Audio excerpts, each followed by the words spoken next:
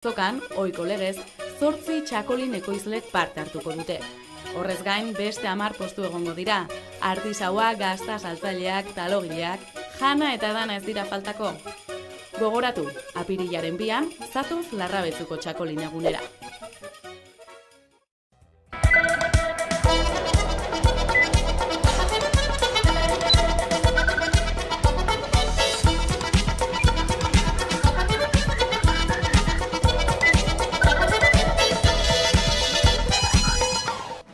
Euskal Herriko historiako eta egun Europan indarrean zegoen grebarik luzeena amaitu da Novaltia Botika Distribuzio Kooperatibako langileek eta haren zuzendaritzak akordio bat lortu dute eta ondorioz bukatu da 3 urte eta 8 hilabete iraun duen protestaldia.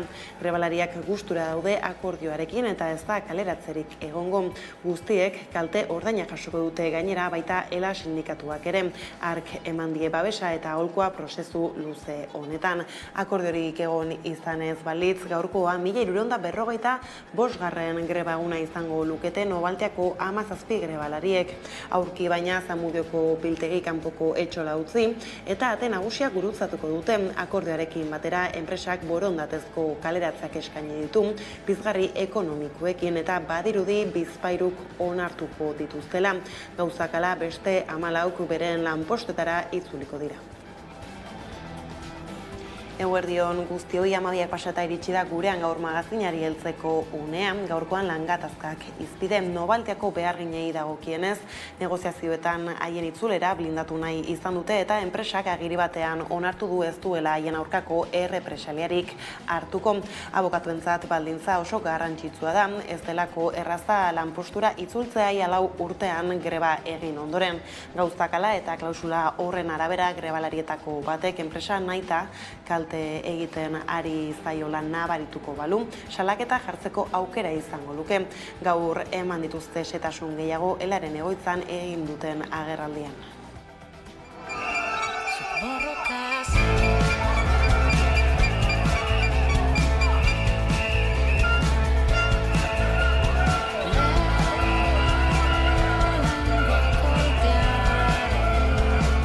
Bai langileek eta bai ELAk oso positibotzat jotzen ditugu akordioaren edukia. Grebalarien gutxi gorabeko media igoera 26%tik gorakoa izango da.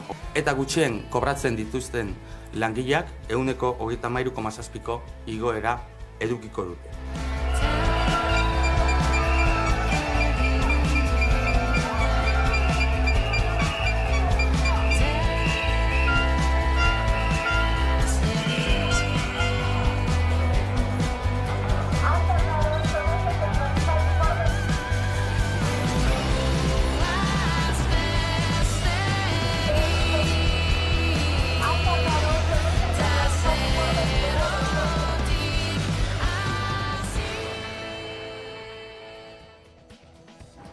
Greba aipatu dugula, SATXE, ELA, LAB, SM, Komisiones Obreras eta UGT sindikatuek 2 greba egunetara deitu dute Osakietzan maiatzaren 18an eta 19an izango dira lanuzteak udal eta foru hauteskundeen kanpaina betean hain justu. Osasun sistema publikoaren arazoak egiturazkoak eta pandemiaren aurrekoak direla salatu zuten atzo sindikatuek Bilbon egindako agerraldi batean eta nabarmendu zuten berehalako konponbide sakonak behar direla horiek konpontzeko. Eusko Jaurlaritzako osasun saila ordea horretarako borondaterik gabe ikusten dute.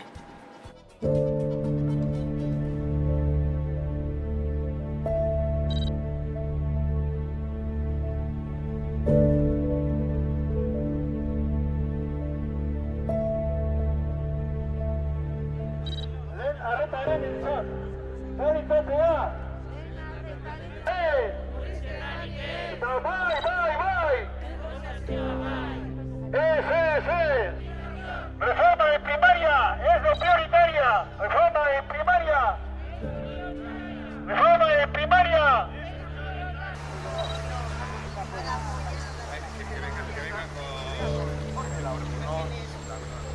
A la vuelta, Alberto.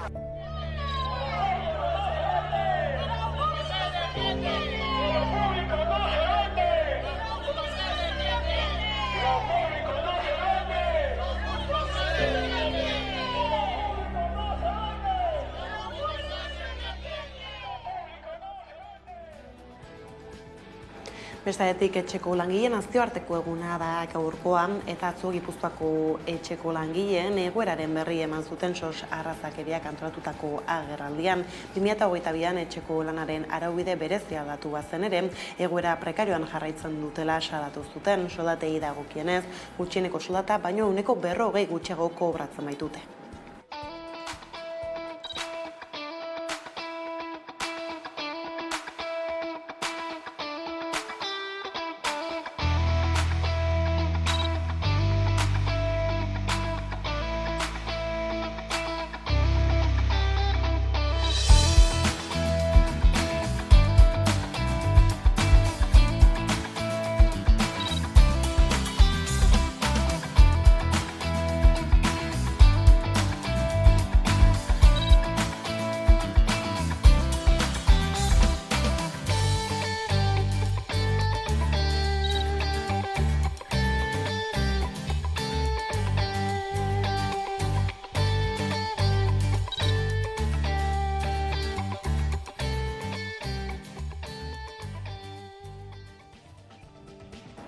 Bestetik pentsioen sistema publikoa erreformatzeko lege dekretua gaur bozkatuko dute Kongresuko osoko bilkuran eta Espainiako gobernuak nahikoa babes lortu du baliozkotzeko.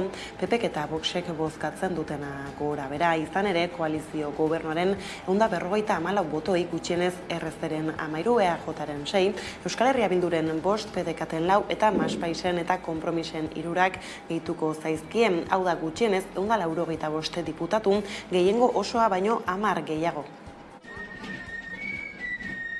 Pentsio erreformak ez dira herritarren gustukoak. Gobernuek baina albo batera begiratzen jarraitzen dute eta erreformak onartzeko bidean dira.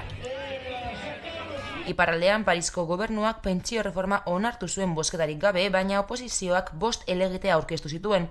Eta Frantziako Konstituzio Kontseiluak apirilaren 14an hartuko du errekurtsoren gaineko erabakia. Emmanuel Macron presidentea Frantziako Kontseilu Konstituzionalaren zain dago erreforma sinatzeko. Eta ebazpenaren esperoan dagoela erabili du Frantziako gobernuak sindikatuen bitartekaritza proposamena atzera botatzeko. Sindikatuekin negoziatzeko prest azaldu da gobernua, baina ez erretiro adina, 62 urtetik 64 urtera atzeratzeari buruz. Sindikatuek ezezko borobila eman diote momentuz eta apirilaren 6an berriro greba eguna izango dute Frantzian eta Ipar Euskal Herrian. Eta hegoaldean bestalde, Madrilgo Ministroen Kontseiluak pentsioen erreforma onartu ondoren bozkatu eta onartu dute pentsio sistema publikoa reformatzen duen lege dekretua Kongresuko osoko bilkuran. Espainiako gobernuak nahikoa babes lortu ditu baliozkotzeko, PPek eta Voxek bozkatzea erabakitzen dutena alde batera utzita. Sánchezen promesa da dekretua lege proiektu gisa izapidetzea, aldaketak zuzenketa bidez egiteko aukera emateko. EAJak adibidez alde bozkatu du gobernuak kooperatibisten egoera aztertuko duen konpromisua hartu baitu. Eta EH Bildurekin konpromisoa hartu du alarguntza pentsioak pizkanaka igotzeko, 4 urteko epean kotizaziopekoekin parekatu arte. Urte hasierako goranzko joera atzean utzi du inflazioak, iazko udan goiago ostean urte amaierara artea paduz joan zen, abenduko 5,6%. 2023a hastarekin batera 2 hilabete segidan gorantz egiten hasi zen, baina martxoarekin batera amaitu da hori. Hego Euskal Herriko behin betiko datuak apiril erdialdean emango ditu INE Espainiako Estatistika Institutuak, baina Espainiako datu orokorrak eman ditu gaur. Haren arabera urte arteko tasak 2 puntu eta erdi baino gehiago egin du bera martxoan, 1,3%. 2021ko abuztutik erregistratu den daturik aparena da, orduan ere 1,3%koa izan baitzen KPI-a. Azpiko inflazioa ere, energia eta elikagai freskoak ez ditu aintzat hartzen honek, koska bat beheratu da martxoan, 10 bat, 0,7%tik 0,7%. Dena dela, euroa indarrean dagoenetik altuenean dago azpiko inflazioa. Eta ekonomia arlotik politika arlora, Pasaiako sarraskari helduko diogu orain izan ere, senideak Jaurlaritzarekin bilduko dira gaur Pasaiako badiako gertakariei buruzko txostenaren inguruan gertatu denaz hitz egiteko. Bien bitartean, asteartean hilketekin zerikusia duten poliziak identifikatzeko saioak hasi zituzten, 100%ean inor identifikatu ez bazuten ere, oraindik 2 polizia falta dira identifikatzeko eta afera honen erdian hain zuzen ere, senidekin egoteko aukera izan du Hamaika Telebistak adi. 39 urte igaro dira Pasaidon Ibanen komando autonomo antikapitalisten laukide poliziak hil zituenetik. Pedro Mari Sarpelitxo, Rafael Dalas Txapas, Dionisio Izpurukurro eta Jose Mari Zurapelu balaz josi zituzten gau ilun hartan, guztira 113 balazulo. Oraindik gertatutakoa argitzeke eta aitortzeke dago, baina horretarako bidean ari dira lanean senide eta lagunak. Martxoaren 28an Pasaiako sarraskiarekin zerikusia duten poliziak identifikatzeko saioei ekin zieten, Donostiako epaitegietan. Merino eta Rosa aurkeztu ziren, naiz eta Rosak ez zituen ikusi, ez zituen bere garaien ikusi, baina arere deituta zeon da biek azaldu ziren. Ordu betera Joseba Merino sarrasketik bizirik irten zen lekuko bakarra irten zen epaitegitik. Esan zuen, 7 polizioitatiken 3 bakarrik etorri ziela, bat hilda zegoela, beste bati ez dakit, bidei bentzea papelak zenbakileek eta nunbait arazon bat eukizebela zenbakileekin data eta aurkeztek etzebela izen, eta 7. Ez dakit, ze arazo izen zen. Bentzet, 3 horietatiken, Merinok ez zuen lortu identifikatzeiken, karo, zaila da. Inbeste urte gero identifikatzea, gelditu die berriro urrengo deialdi bat ingo bela, baita, beste 2 polizi horiek, etzien etorri horiek azaltzeko baita, eta berrire ingozako kareo bat, eta, hortiken aurrea, abokatukin hondiken ez geha geuzu zen ineon, egongo inela, familieak, eta, aurrea behire, ze nolako pausuk eman baritugun ikusteko. Geuk egile ezan ez gendun, espero, ez da, bestelako gauzeik zaila izango zala, bakitun. Horren arire zan pixket polizia bera dela arazoa. Hau da, poliziai eskatze zaio ikertzeko, eta poliziak behoiek izentzien itzale, ez? Orduan, polizia hori izkutatzen saiatzen nahi da. Orduan, hortiken eta 40 urteko perspektiba honekin, egia esan ez da kaula esperantza hondi, baina, zirrikitoa irikita daun bitartin, beti egongo da alegin egiteko modua. 2020an egindako txosten jaso berri dute Pasaiako sarraskian tiroz hil zituzten 4 biktimen senideek. Txosten hori baina 3 urteren ondoren jaso dute. Baina gaiztua izen behar da, jakin gu 40 urtetan olako baldintzatan egon gehala, hainbeste sufritu, hainbeste desgazte eukita, karameloa hauko zapian zartu ziguten eta gero kendu. Osea, gaiztua izen behar da hori iteko, nola jolastu duten gurekin. Eta guri ez egertau dan, 3 urtin ez emateko guri, eta ez jakitun izeteko gu txostorren horrorna, hori nahi diau gaur unipisket hori argitu ez, eta behaiek zan dezatela. Ze gertatu dan? Nork izkutatu du? Esango aldi gute. Pasaian gure zenideak nork eraltzituen segunez ez digute esango. Jakingo aldeu Jaurlaritzan nork erabakizun kajoi baten sartzea, ez dakigu. Eta gero gainea guz eskatzea behaien partetiken, ze jarrea duten laguntzen azteko, ez? Benetan laguntzen azteko. Oinarte eukizte hon hori. Agirre lehendakaria zenter ikerketa politiko eta sozialerako zentroak 10 urte bete ditu eta hori ospatzeko zenbait ekitaldi eta mahai inguru antolatu ditu. Beste gai askoren artean garapen jasangarrirako euskal ereduaz mintzatu ziren atzo Juan Jose Ibarretxe Eusko Jaurlaritzako lehendakari ohia, Deustuko Unibertsitateko irakasle Xabier Marandiaran, Euskal Herriko Unibertsitateko Jule Goikoetxea eta Aritz Otxandiano Fagor taldeko iraunkortasun arduraduna. Gaiaren konplexutasuna nabarmendu zuten denek eta diagnostikoaren zertzela da askotan bat etorri ziren arren, nork bere ikuspegitik egin zuen gogo eta auziaren inguruan.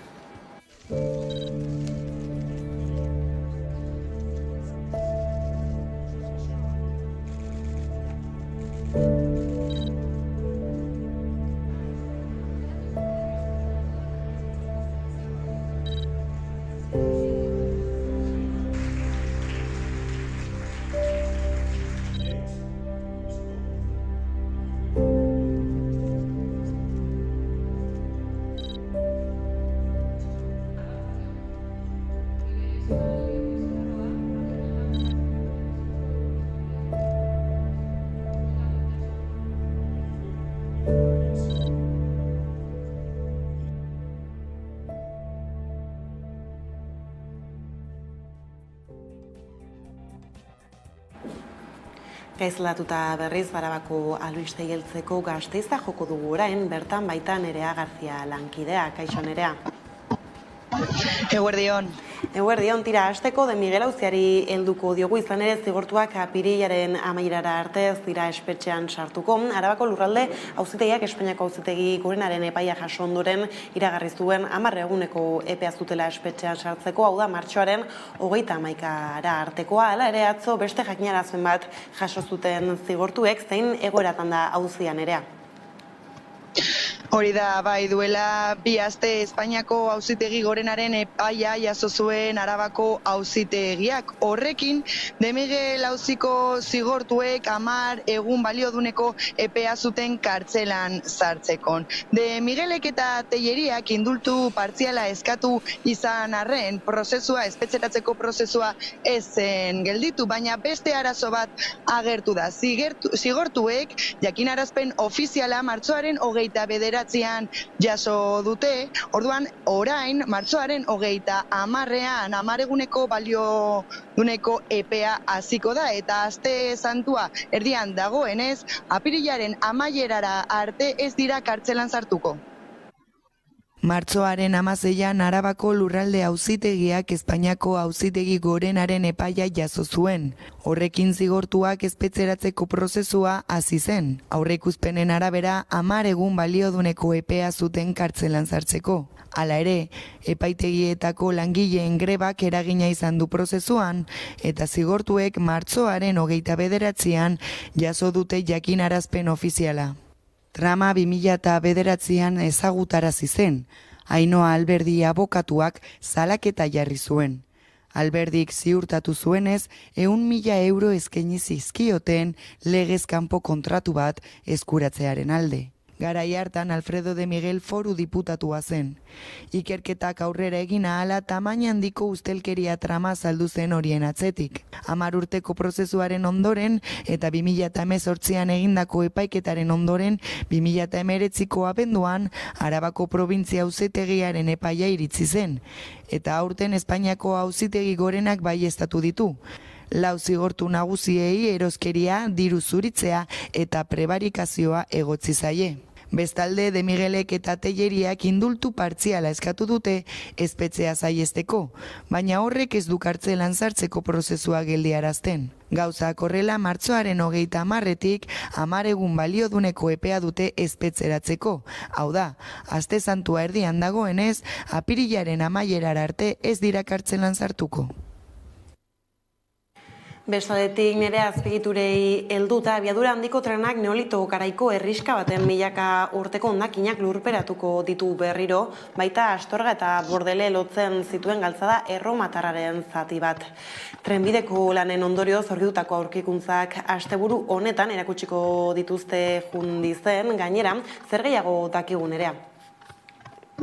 Bai, Kark arkeologia taldeak 2 aurkikuntza egin ditu, Astorga eta Bordele lotzen zituen erromatar galtzada eta neolitoko herriska bat. HTaren obretako induzketa lanetan aurkitu ditu eta asteburu honetan antolatuko dituzten jardunaldien ostean, obrek berriz lurperatuko ditu 2 aurkikuntza hauek. Hori dela eta EH Bilduk Arabako batzar nagusietan informazioa eskatu du. HTaren obretako induzketa lanetan Kark arkeologia taldeak 2 aurkikuntza egin ditu Tresponde eta Jundiz artean. Alde batetik Araban ezaguna zen erromatar biderik handienetako zati bat aurkitu du. Galtzadak Astorga eta Bordele lotzen zituen bere garaian, eta Arabatik igarotzen zen. Bide hori argitara ateratzea espero zen, baina espero ez zuten beste aurkikuntza bat egin du taldeak. Kontserbazio egoera onak eta aurkitutako konponketa elementu batzuek noiz eraiki zen eta noiz arte izan zen datatzeko aukera eman dute. Bestetik galtzada zatiarekin batera Kristo aurretik 3000 urteko herriska bat aurkitu du. Hau da, erromatarrak iritzi baino lehenagokoa, neolito garaikoa. Herritarrek aurkikuntzak ikusteko aukera izateko asteburu honetan ate irekien jardunaldiak antolatuko dituzte, larun batean eta igandean. Ondoren, HTaren obrek 2 aurkikuntza horiek lurperatuko dituzte.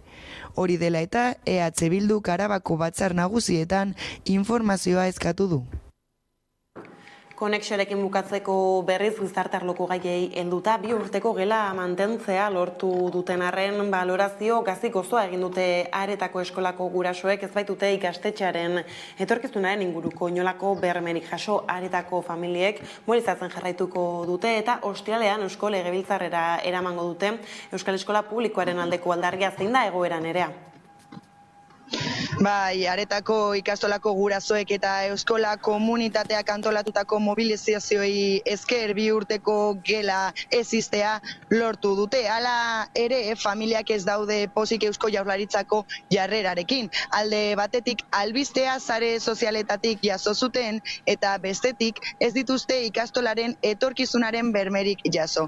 Hori dela eta martxoaren 31an Legebiltzarrean mobilizazioa antolatu dute.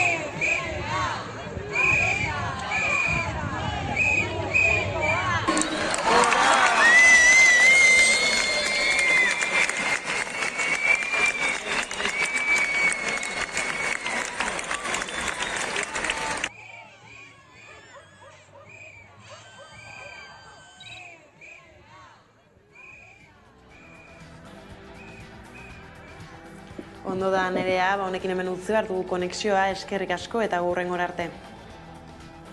Eskerrik asko zuei, aio. Eta jarraian Arabatik Nafarroara saltu, Unibertsitate Publikoan Euskarak ez du lekurik, gradu bakarra ikasi daiteke Euskara hutsean, magisteritza gainerako graduetan apenas du lekurik, esate baterako duela 4 urte ezarri zituzten medikuntza eta psikologia gradu berriak erdara hutsean dira. Gauzak horrela Iruñako lantaldean UPEN izan da ikaslei egoeraz galdezka Leire Martinez. Nafarroko Unibertsitate Publikoan soilik grado bat ikas daiteke euskeraz, magisteritza. Errate baterako, osasun arloan ikasleen 50% baino gehiago euskalduna bada ere, ez dago euskeraz ikasteko aukerarik. Medikuntzan adibidez ez dago ikasgairik euskeraz, psikologian ere ez dago ikasgairik euskeraz. Soilik erizaintzan lehendabiziko mailan 5 ikasgai daude euskeraz ikasi ahal izateko. Unibertsitatera heldu gara ikasleen iritzia jakiteko asmoz. Eta hizkuntzaren bueltakoak ala kultura arlora egingo dugu orain salton, etxeko kontuei helduta osteguna izaki zita berezia dugulako gaur pantaien aurrean, gauez, musika zuzenean saioa ikusteko, hain justu Koldo Otamendi aurkezla dugu kameraren beste aldean, kaixo Koldo. Kaixo, egunon. Eguerdion, bai, tira, hasteko konta iguzu zerekin topatuko garen gaurko saioan? Bueno, gaurko musika zuzenean telebistan saioan 16 taldea ezagutuko dugu. Talde mitiko bada, 80. hamarkadan egin zuen bere bidea nagusiki, baino gerora itzulera batzuk izan ditu eta horietako bat aurten izan da eta disko berrirekin. Musika zuzenean telebista saioan beti disko berriak ditugu aitzaki eta kasu honetan 16ek disko berria atera duenez, gurera ekarriko dugu. 80. hamarkadean ez aritu zen taldea nagusiki, zer nolako ibilbidea egin du gaur arte? Bueno, 80. hamarkada oso hamarkada zolatua izan zen, ez? Beti aipatzen da 80. hamarkada rock radikal baskoa eta guzti horren influentziak handiak izan ziren eta oso mugimendu potente izan zen, baina nik uste 80. hamarkadan ere sekulako taldeak izan ziren eta gerora izen handi izan duten bandak ere hamarkada horretan zehar aritu ziren jotzen, ez? Eta horietako bat izan zen 16. Musikalki oso erritmo raroak egiten zituzten garai horretarako, 80. hamarkadako rock alternatiboa zuten erudu, Pixies, Sonic Youth, estatu batuetako talde alternatibo zaratatxu horiek, eta beraiek, Bizkaitik, mehatzaldetik, horrelako musika ordenetan etorri ziren, ez? Erritmo zaratatxuak, distortzio asko, pedalerak, zaratak, eta bidean, iraupen luzeko bi disko eta disko txiki bat kaleratu zuten, 4-5 urteko musika bidean, osea, oso esprimitua intzuten bere musika bidea. Gainera saioan, azken diskoa zarituko zarete bereziki, Zarata aipatu duzu, hori da oraingoan ere, nabarmentzeko estilo aldetik? Eraxe da, Amasei taldea baditu koordenada zehatz batzuk, esan bezala 80. hamarkadako rock alternatiboan kokatzen da taldea, eta horren barnean kokatzen da base ritmiko oso potente bat, indartsu bat, trinkoa, eta gero batez ere gitarretan dago taldearen indarra, ez? Kasu honetan, disko berri honetan, 3 gitarra daude taldean, eta hori asko nabaritzen da, ez? Taldeko sortzaile izan ziren Bilbao anaiak mantentzen dira taldean, Topo eta Gontzal, eta beraiekin batera, Carlos Osinaga gitarran, Gorka Molero beste gitarran, eta Mikel bajuan topatzen dira gaur egungo formazioan. Eta esan bezala oso formazio potentea da, gitarrak oso indartsuak dira taldean, eta disko berrian mantentzen da 16 80. hamarkadan barkau, eta gaur egungo tendentzi berriak ere nabari da diskoan, ez? Talde ez da atzera begira bizi, sustraiak, erroak hor daude ondo finkatuta, baina disko berri honetan badira gauz berriak ere interesgarriak asko. Ikusi dugu orain justu iruditan nola kafe antzokian batu zaren eurekin, Amasei aurki ikusteko aukera izango dugu inguruan? Bai, kafe antzokian egin genuen hitzordua taldearekin, bertan eskaini behar zuten kontzertua, atxaldean joan ginen, soinu probetan egon ginen, beraiekin bildu ginen, beraien adierazpenak jaso genituen, bai garaian bizitakoak eta bai egun taldearen egoera ezagutzeko, eta ero kontzertuen egon ginen gozatzen, egia esan. Kontzertu bakan batzuk eskainiko dituzte, taldea ez da itzuli hola bira handi bat egiteko, baina epe laburrean egongo dira Hondarribiko Siloziben eta beste hainbat kontzertu baituzte hitzartuak. Lehenengo kontzertua Tolosan eskaini zuten, Bilboko kafe antzokian, eta esan bezala badakite orain bote prontoan Mendaron joko dutela, Bilboko kafe antzokian eta uste Gasteizen ere. Hala ere, Bonbereneako atari digitalean, taldearen Instagramean ere topatu ahalko dituzue kontzertu guztiak. Ondo da, Koldo, informazio honekin hemen utzi behar dugu konexioa, jarraituko dugu gaurko saioa, eskerrik asko eta hurrengora arte. Hoxe da, gaur gabeko 10:00, hemen, Amerika Telebistan. Hori da. Eta honekin iritsi da gurean gaur magazineko lehen atalaren bukaera. Eguneko elkarrizketa nagusiari bide emateko gaurkoan Ane Alaba Ernai Gazta antolakundeko bozeramaile izango da gurean, beraz ez daitezte urruti joan, laster baikara bueltan.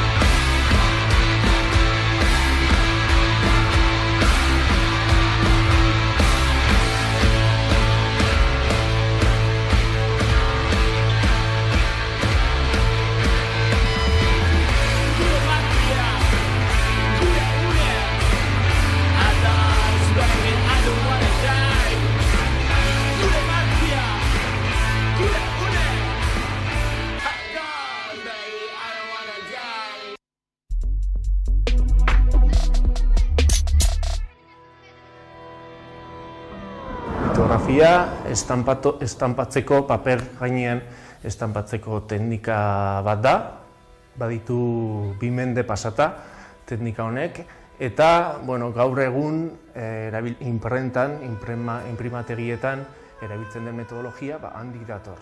Baina guk erabiltzen dugun metodoa edo metodologia da litografia artistikoa. Gure lana egiten dugu artearekin lotuta. Hau da, egiten dugu edizio artistikoak.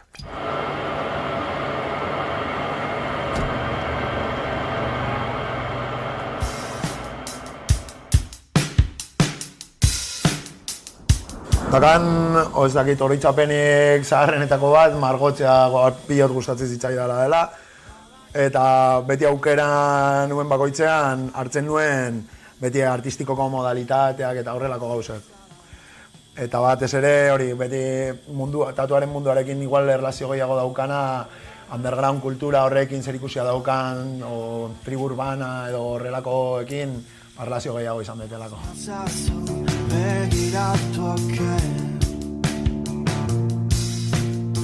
ditut eundaka izen.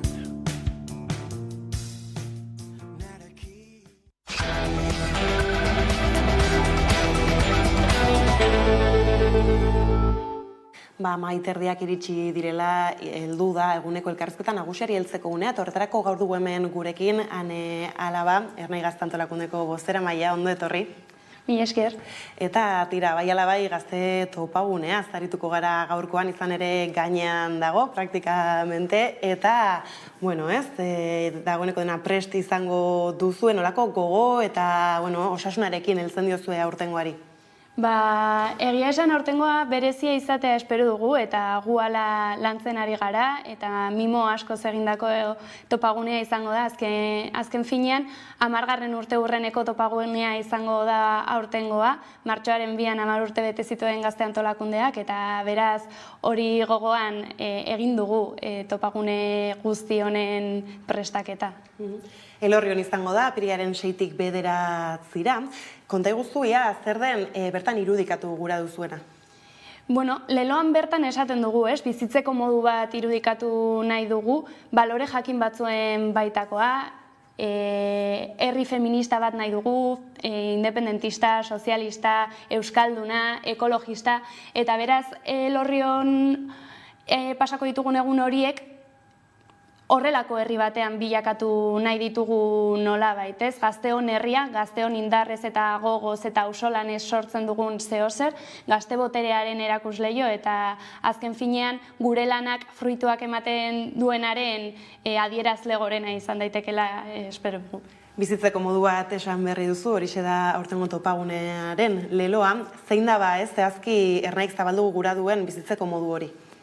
Bueno, aipatu ditut baloreak alde batetik, baina batez ere antolakuntza eta borrokari heltzeko bizitzeko modua, kolektiboan lan eginez eta kolektiboki harremanduz egonez eta individualismoari uko eginez egingo dugulako aurre gaur-gaurkoz daukagun testu inguruari, baina orokorrean Euskal Herriaren eraikuntza prozesuan ezinbestekoa delako indarrak batzea eta elkarrekin egitea. Baina azken aldian krisi anizkoitzez, gabiltza hitz egiten han eta hemen, testuingurua ez da bat ere xamurra nolabait laburbildu alba da, bizitzeko modu hori gaur egungo testuinguruan nola implantatu daiteke edo nola heldu altzai horri? Bueno, argi dago garaiak ez direla bat ere erreza. Krisi anizkoitza aipatu duzuzuk eta gazteon egoerari egokituta belaunaldi krisiaz ere hitz egin dezakegu. Azken finean, krisi anizkoitz honek dituen ezaugarri orokorrak gazteoi modu berezi batean kolpatzen gaitu eta gainera honek espektatiba batzuen, eraikiak diren espektatiben erorerarekin ere osasun mentalean, hezkuntza prozesuan, gure sozializazio prozesuan eta hazkunde personalean ere kriston eragina izaten ari dute. Espektatibarik gabe eta etorkizuna irudikatzeko ezintasunean gabiltza honek dakarren guztiarekin, nolabait aldaketak eragiteko ezintasun sentsazio bat zabaldu nahi dute eta guk horren aurrean bizitzeko modu honen bitartez, antolakuntzan eta borrokaren bitartez honi aurre egiteko eta gainera helduleku izan daitela militantzia bera saiatuko gara edo hori da pixka bat guk transmititu nahi duguna eta egin duguna dinamika osoan zehar. Guretzako garrantzitsua delako ere azpimarratzea orain badugula aukera aldatzeko, etorkizuna ez dagoela idatzia eta gure ekintzek baldintzatu dezaketela, ez?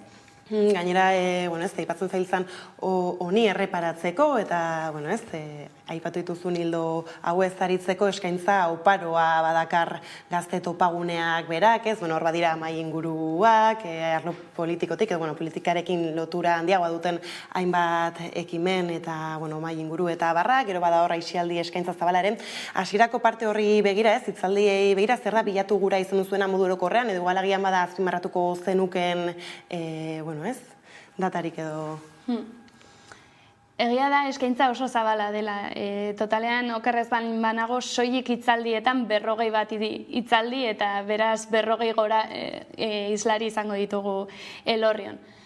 Bai saiatu garela logika baten baitan eraikitzen guzti hau, ez? Alde batetik uste genuen Euskal Herrian edo Euskal Gizartean pilpilean dauden hainbat eztabaidei heltzeko momentua izan behar zela, eta eztabaidei heldu ez posizio edo mezu zehatz bat transmititzeko, baizik eta hausnarketa bera bultzatzeko. Horretarako adibidez polizia eredua hitz egingo dugu, Euskal Herriak edo behar duen hezkuntza ereduaz ere hitz egingo dugu Nora Salbotxekin, horretaz aparte krisi klimatikoari eta energiaren krisiari hain pilpilean izan dugula azken hilabete honetan erantzuteko Euskal Herritik zeintzuk diren proposamenak edo zeintzuk izan daitezken bideak hitz egiteko jauziko kideak, baina baita Mikel Otero eta Iker Eizagirre izango ditugu gurean. Horretaz aparte, pilpilean zauden gai horiei, pixka bat gure mugimenduan edo Euskal Herriko eraikuntza prozesu horretan transbertsalak diren hainbat gai egotea ere ezinbestekoa zen, eta nola ez, feminismoa den aldatzeko duen gaitasun horretatik izango ditugu Kizkitza Gilde San Vicente, Oiana Etxebarrieta, Maili Isasi eta Naia Torrealdai, eta gurean ere garrantzitsua den maila inguru zentrala eta belaunaldi moduan hitz egingo dugun momentuaz eta belaunaldia. Zeinetan ere gazte militante ezberdinak izango ditugun testu ingurua hitz egiten, baina testu inguruari aurre egiteko estrategia ezberdinak mahai gaineratzen. Eta hor besteak beste ez, egitarau horren barruan bada ekitaldi politikoa ez, zita garrantzitsua bai izaten dena topagune eta martxetan, aurtengo honetan zein premisa edo mezu zabaltzeko erabiliko da ez, zer izan behar du hor zentralitatea? Azkenean guretzako horrelako momentuak, ekitaldi zentralak eta aurten bi ekitaldi izango ditugu, alde batetik bat gehiago 10 urte urrenekoa izango da eta 10 urte hauek gogoratzeko ospatzeko momentua izango da, eta gero ekitaldi zentrala ernairentzat bereziki garrantzitsua da azken finean euskal gazteriari, baina euskal gizarteari ere hitz egiteko momentu bezala momentua izaten delako, ez? Eta bertan transmititu nahi ditugun erronkak, helburu eta azkenean bide horria bera zabaltzeko momentua da. Aurtengoan nola ez bizitzeko modu bat gara horren apologia egingo dugu, antolakuntzan eta borrokan dabiltzan gazteriarena. Horretaz aparte, Ernaik pasaren urtetik, ez, kongresu amaieran itxitako erronkak edo bide horriaz ere arituko gara, testu inguruaren irakurketa ere hitz egingo dugu, baina aurrez aurre eta parean ditugu hainbat erronka ere aipatuko ditugu, ala nola mugimendu feministak bota zuen hor dago hori greba feminista orokor baterantzkoa, eta hori ere presente izango dugu, hauteskundeak, fasismoaren gorakada, eta gizartean badauden beste hainbat gai presente egongo dira ere. Bai, ez izan ere horre Ernairen jardunean, eta azken 10 urteetan azpimarratzekorik bada, ez, hor importantzia handi hartzen du emandako urrats feministak berak, ez, eta bakit horrekin ere, edo behintzat premisa hoiei helduta ere, ez, gazte topagunea badela lan guzti horren isla, ez, zentzu horretan zer nolako lanak dituzue eskuartean? Feminismoa antolakundearen jardunean transbertsala egiteko apustua egin genuen, ez? Orain dela 10 urte, eta barne prozesuen bitartez, baino baita kanpora begirako jardunean presente egotea saiatu gara.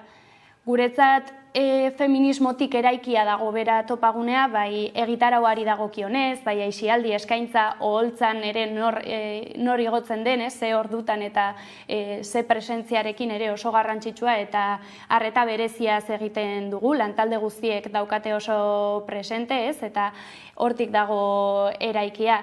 Eskaintza bera da feminista, horretaz aparte, horrelako festivaletan edo ekimenetan garrantzitsua den ere prebentziorako neurri hainbat ditugu aktibatuta, eta nola ez, proiektu politikoaren baitan feminismoan daukan garrantzia azpimarratzen jarraituko dugu, hitzaldi, pankarta, oihu eta ekitaldi bakoitzean. Ez, baina hor, lehen tarteka aipatu zu bai Ernairen azken kongresua bera, eta, bueno, ekitaldietan ere ez, erronkez arituko zaretela. Ernairen filosofia ez aritu zara galdera guztietan, pistak ematen, baina erronka konkretuei begira ez, aurrera begira ere zer azpimarratuko zenuke. Komentatu dugu pixka bat, ez? Testu inguru nahasi eta zail baten aurrean kokatzen garela eta antolakuntza eta borroka badirela guretzako ezinbestekoak aurre egiteko, eta bide horretatik azken kongresuan osatu genuen gure gazte frontearen teoria. Pixka bat abstraktoa badirudi ere, sinpleki azalduta bada gazte ezberdinak, ertz ezberdinetan antolatuta dabiltzanak, bere espazioa aurkitzea zerbait handiago baten parte, ez? Gazte mugimendu zabal baten parte, eta bakoitza bere ertzetatik lanean sistemari arrakalak sortzea bada fronte honen eginkizuna, ez? Eta gure zoru komuna izanik burujabetza eta eraldaketa soziala. Hau da, bi horietan dabiltzan gazte oro gazte ororekin lanean ibili, horretarako eskaintza ezberdinak egin, momentu batzuetan elkargune handiak izan daitezkenak, baina herrietan ere elkarrekin konfluentzia saritzea, eta azkenean gazte ezberdinak batzea, espazio ezberdinetan, indarrak batuz, bestela ez dugulako egiterik gaur-gaurkoz daukagun testu inguruari. Eta berriz ere egitarauari heldutan, aipatu ditugu parte batzu, baina hor bada ere aisialdi eskaintza zabala, ez? Aurtengo honetan zer garrantzia eman diozue edo zer bilatu gura izan duzue aurkeztu duzuen egitarau horrekin? Azpimarratuko nuke batez ere eguneko egitarauari eman diogun garrantzia, ez? Azkenean kontsumo ereduak soilik gaueko aisialdiari lotuta eskaintzen dira azken aldian, eta festa giroan egiten dira gehiengoa, eta gazte topagunean nola den eraiki nahi dugun herri horren isla, eguneko egitarauari, zabala, gozatzekoa, lasai egotekoa, eroso sentitzekoa den horretan jarri izan dugu azpimarra. Eskaintza nahiko anitza da, eta izango dugu tailerrak gure egunerokotasunean praktikoak izan daitezkenak, baina izango ditugu ikuskizun ezberdinak, showak, farre egiteko, ikasteko, eta elkarrekin ezagutzeko aukera ematen duten ezberdinak izango ditugu. Ez, baina hor ziten artean, azken egunean justu ez, eta berri egunaekin koizitzen du, urtero bezala, eta Ernaik beti egoeraren arabera, erantzun izan dio egun horri, ezker independentismoaren zatez, data garrantzitsua eraberean, aurten honetan nola erreparatuko diozua berri egunari?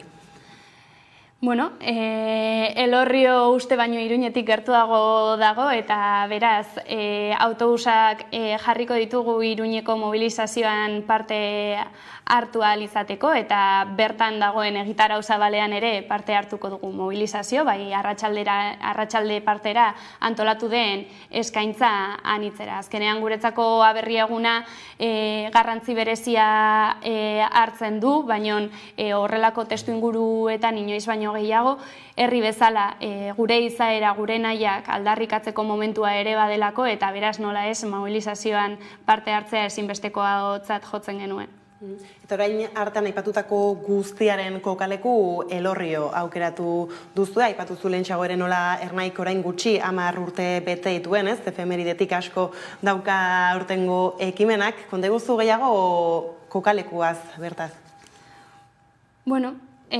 Behar genuen berezia izatea ere kokalekoa, ez? Lehen aipatu dut guztia mimos bereziz egitean saiatu garela, eta bageneukan nolabait orain dela 21 urte ospatutako topagune horren erreferentzia nolabait, bazegoen ere herri horren gogoak eta prestutasun osoa bertan egiteko, eta aukera pareagabea iruditu zitzaigun bide horretatik.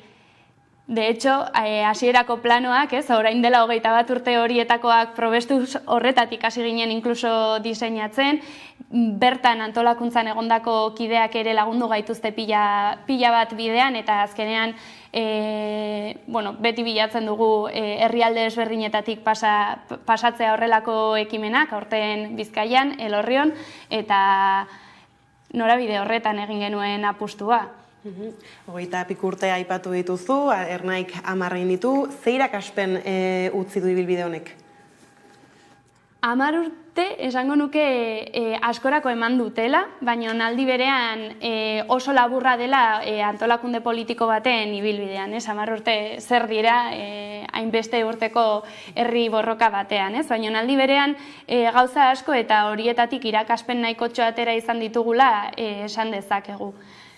Alde batetik, uste dugu kriston apustua eta azierto bat izan zela Gazte Antolakundearen sorrera, azkenean ziklo politiko berri bati erantzungo zion Gazte Antolakundea behar genuen, gazte mugimenduan askatasun osoz lan egiteko eta intziditzeko aukerak ematen zituenak, azken finean ilegalizazio garaietatik eta zetorren Gazte Antolakundeak, eta horri buelta emateko beharra bazegoen, gure herriak eraldatzen jarraitu alizateko, mugimendu bezala azten jarraitzeko, eta hori izan zen Ernai, berritasuna, haize berria, freskotasuna, egiteko eta pentsatzeko modu berriak, eta ibilbide oso bat izan da 10 urte hauetakoak, eta orain da momentua esan dezakeguna, nolabait Ernai prestatu bat daukaguna, Azken finean sorrera prozesu horian, 2013an sortu bat zen ere, lehenengo 2 urteak sortze eta garatze prozesu horretan izan zen, bigarren kongresua ere abian ezker abertzaleko prozesuarekin kointziditu, eta gehiago egokitzapen bat izan zen, eta 3. kongresuan ja antolakunde bezala forma eman, eta gaur egungo testu inguruari oso lotuta egon den kongresua izanik, aurrera begirako lerroak oso ongi markatu ditugula esan genezake, Eta irakaspenak izan dira asko, baina ongi eginetako horietatik ikasi eta oztopoak gaindituz egin dugu aurrera. Mantentzen dugu hasierako feminismoaren aldeko apustua, baina nola 10 urte egin genuen feminismoaren aldeko apustua gure proiektu politikoaren eraberritzean, aurtengo kongresuan ere izan genuen presente proiektu politikoa beraren eraberritzea, Borroka Trasmari Biboio eta ekologistaren bidetik, orain hazkunde prozesu horretan edo lekua egiten ari diren borrokain garrantzitsu eta erreferente izan daitezkenak.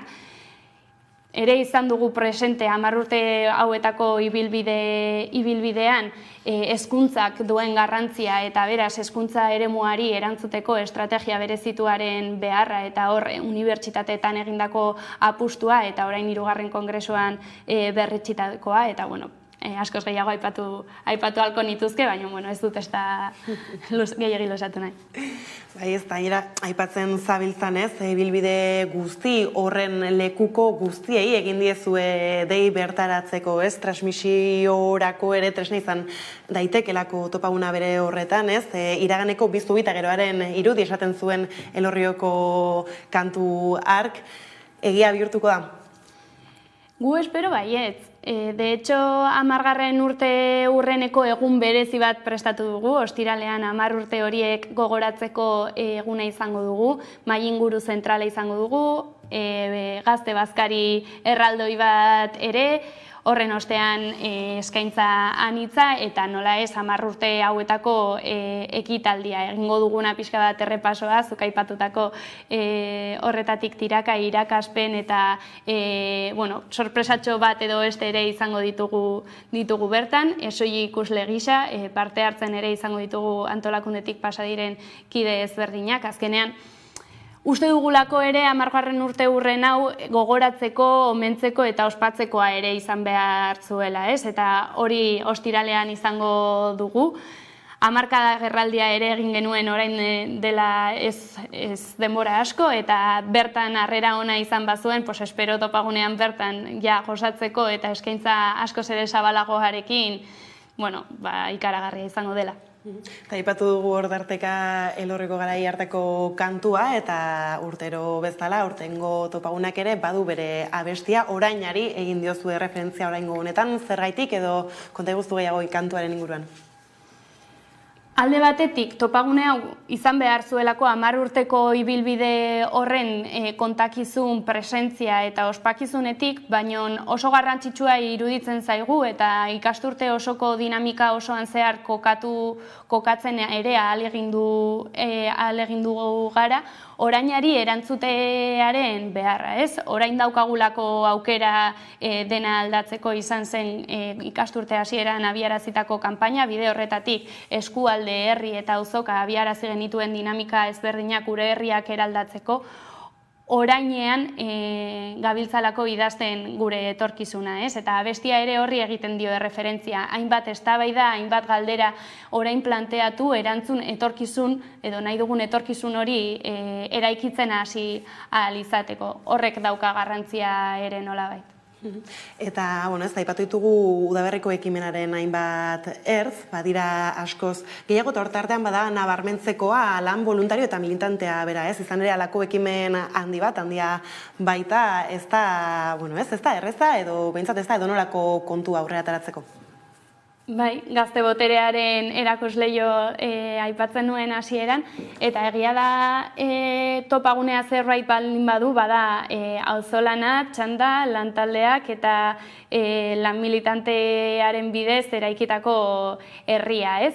100 pertsonatik gora daramagu lanean ikasturte hasieratik bakoitza bere lantaldean, bakoitza bere zereginean, baina argi dago egunetan bertan txandaek askoz ere presentzia handiagoa hartuko ditugula, ez dakit eta ez dut ez da pentsatu nahi zen bat txanda izango ditugu, baina egia da hori ere badela gazte antolakundearen izaera edo nortasuna markatzen duen zehozer, ez?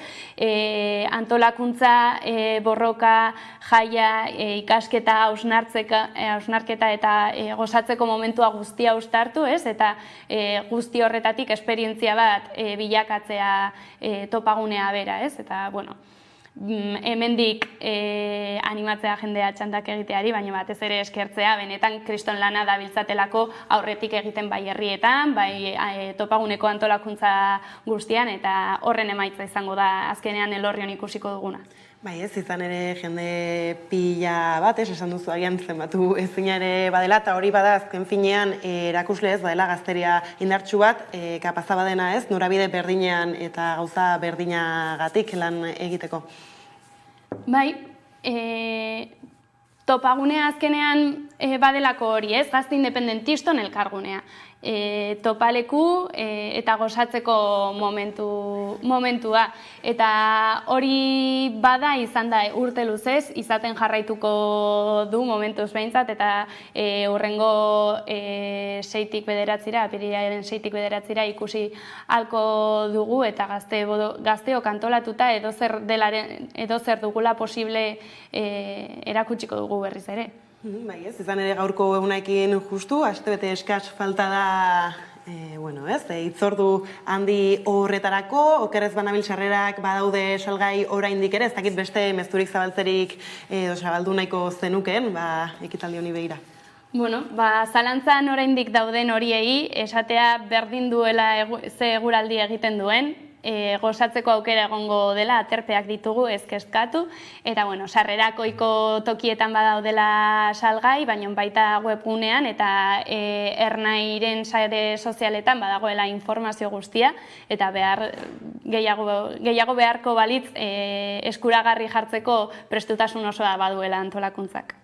Oso ondo, Ane, arrakastatxoa suertatu daia urtengo gazte topagunea ere, esker mila gurekin tarte hau konpartitzearen. Zuei gonbidatzea dagatik. Eta orain jarraian solasaldiarekin bueltatuko gara.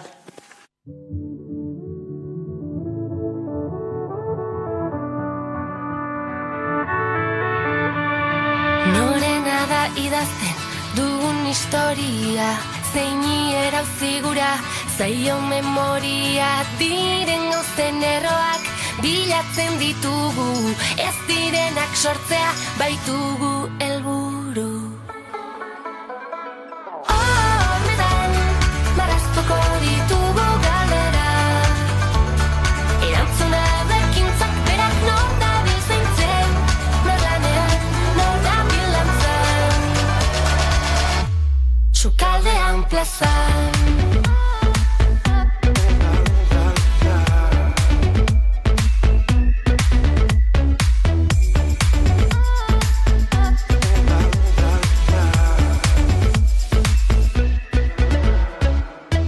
Urteetan guztiontzako etxeak eraikitzeari ekin. Herri baten barruan ta hizkuntza bat eken. Hormetan marraztuko ditugu galdera, erantzuna bekintzak berak nor dabil zaintzen, nor lanean, nor dabil lantzan, sukaldean plazan.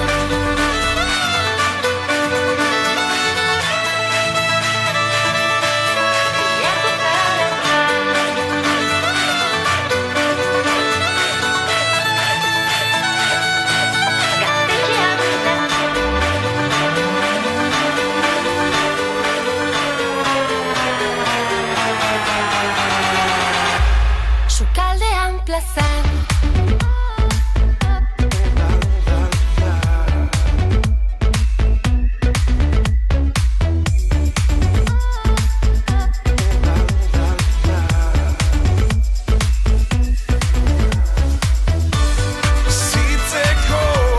Bizitzeko modu bat.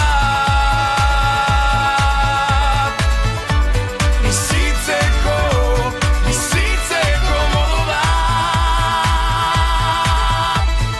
Hormetan marraztuko ditugu galera, erantzuna bekintzak berak nor dabil zaintzen, nor lanean, nor dabil lantzan.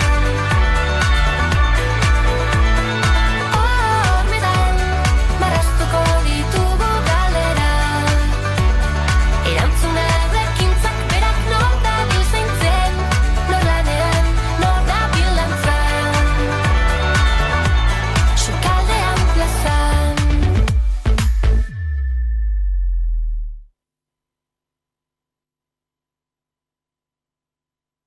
Kaixo lagunok, zen moduz, hemen Aimarra Ejita Gatibutik eta gure bideoklip berria EH Distopikala aurkeztean aturkizue. Bizi musika saioan ikusi dezakezue 11 telebistan. Aupa zuek.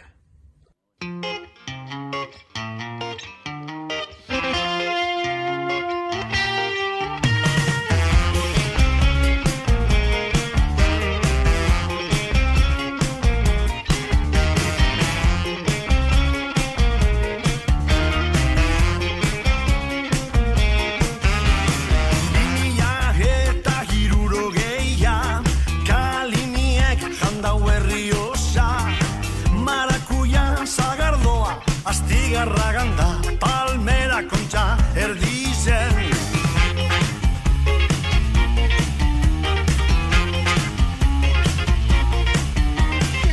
Labeldu marihuani araban, iratinko alak eukaliptoetan, abenduko zubiberoan, feria de abril, Durango.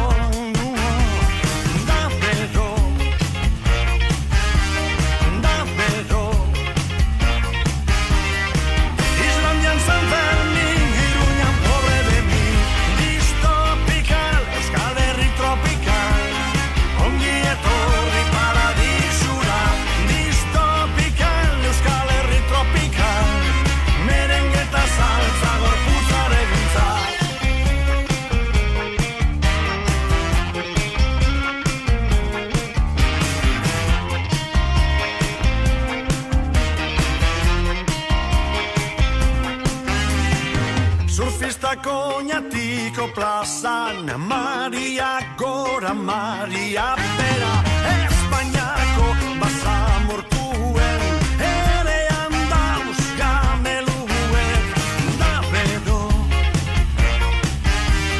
larbedo,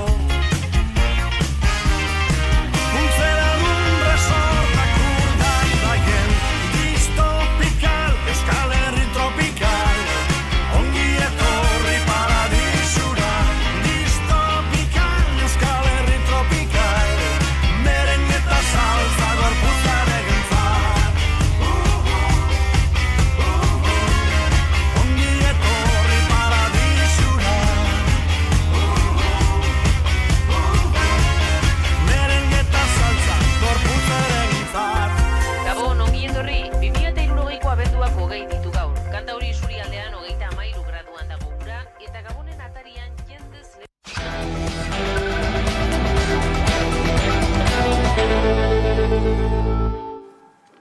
Tira, ordu bata iritsi dela, heldu zaigu solasaldiari heltzeko unea, eta horretarako hemen ditut gaur nirekin Albo Banatan, Miguel Aizpuru eta Zurine Rodriguez, ondo etorri. Eta hasiko gara, de Miguel auzia zitzeiten, ez? Horretarako badaukagu bideo bat, beraz ikusiko dugu, kokatzeko eta helduko diogu solasaldiari. Martxoaren 16an Arabako lurralde auzitegiak Espainiako auzitegi gorenaren epaia jaso zuen.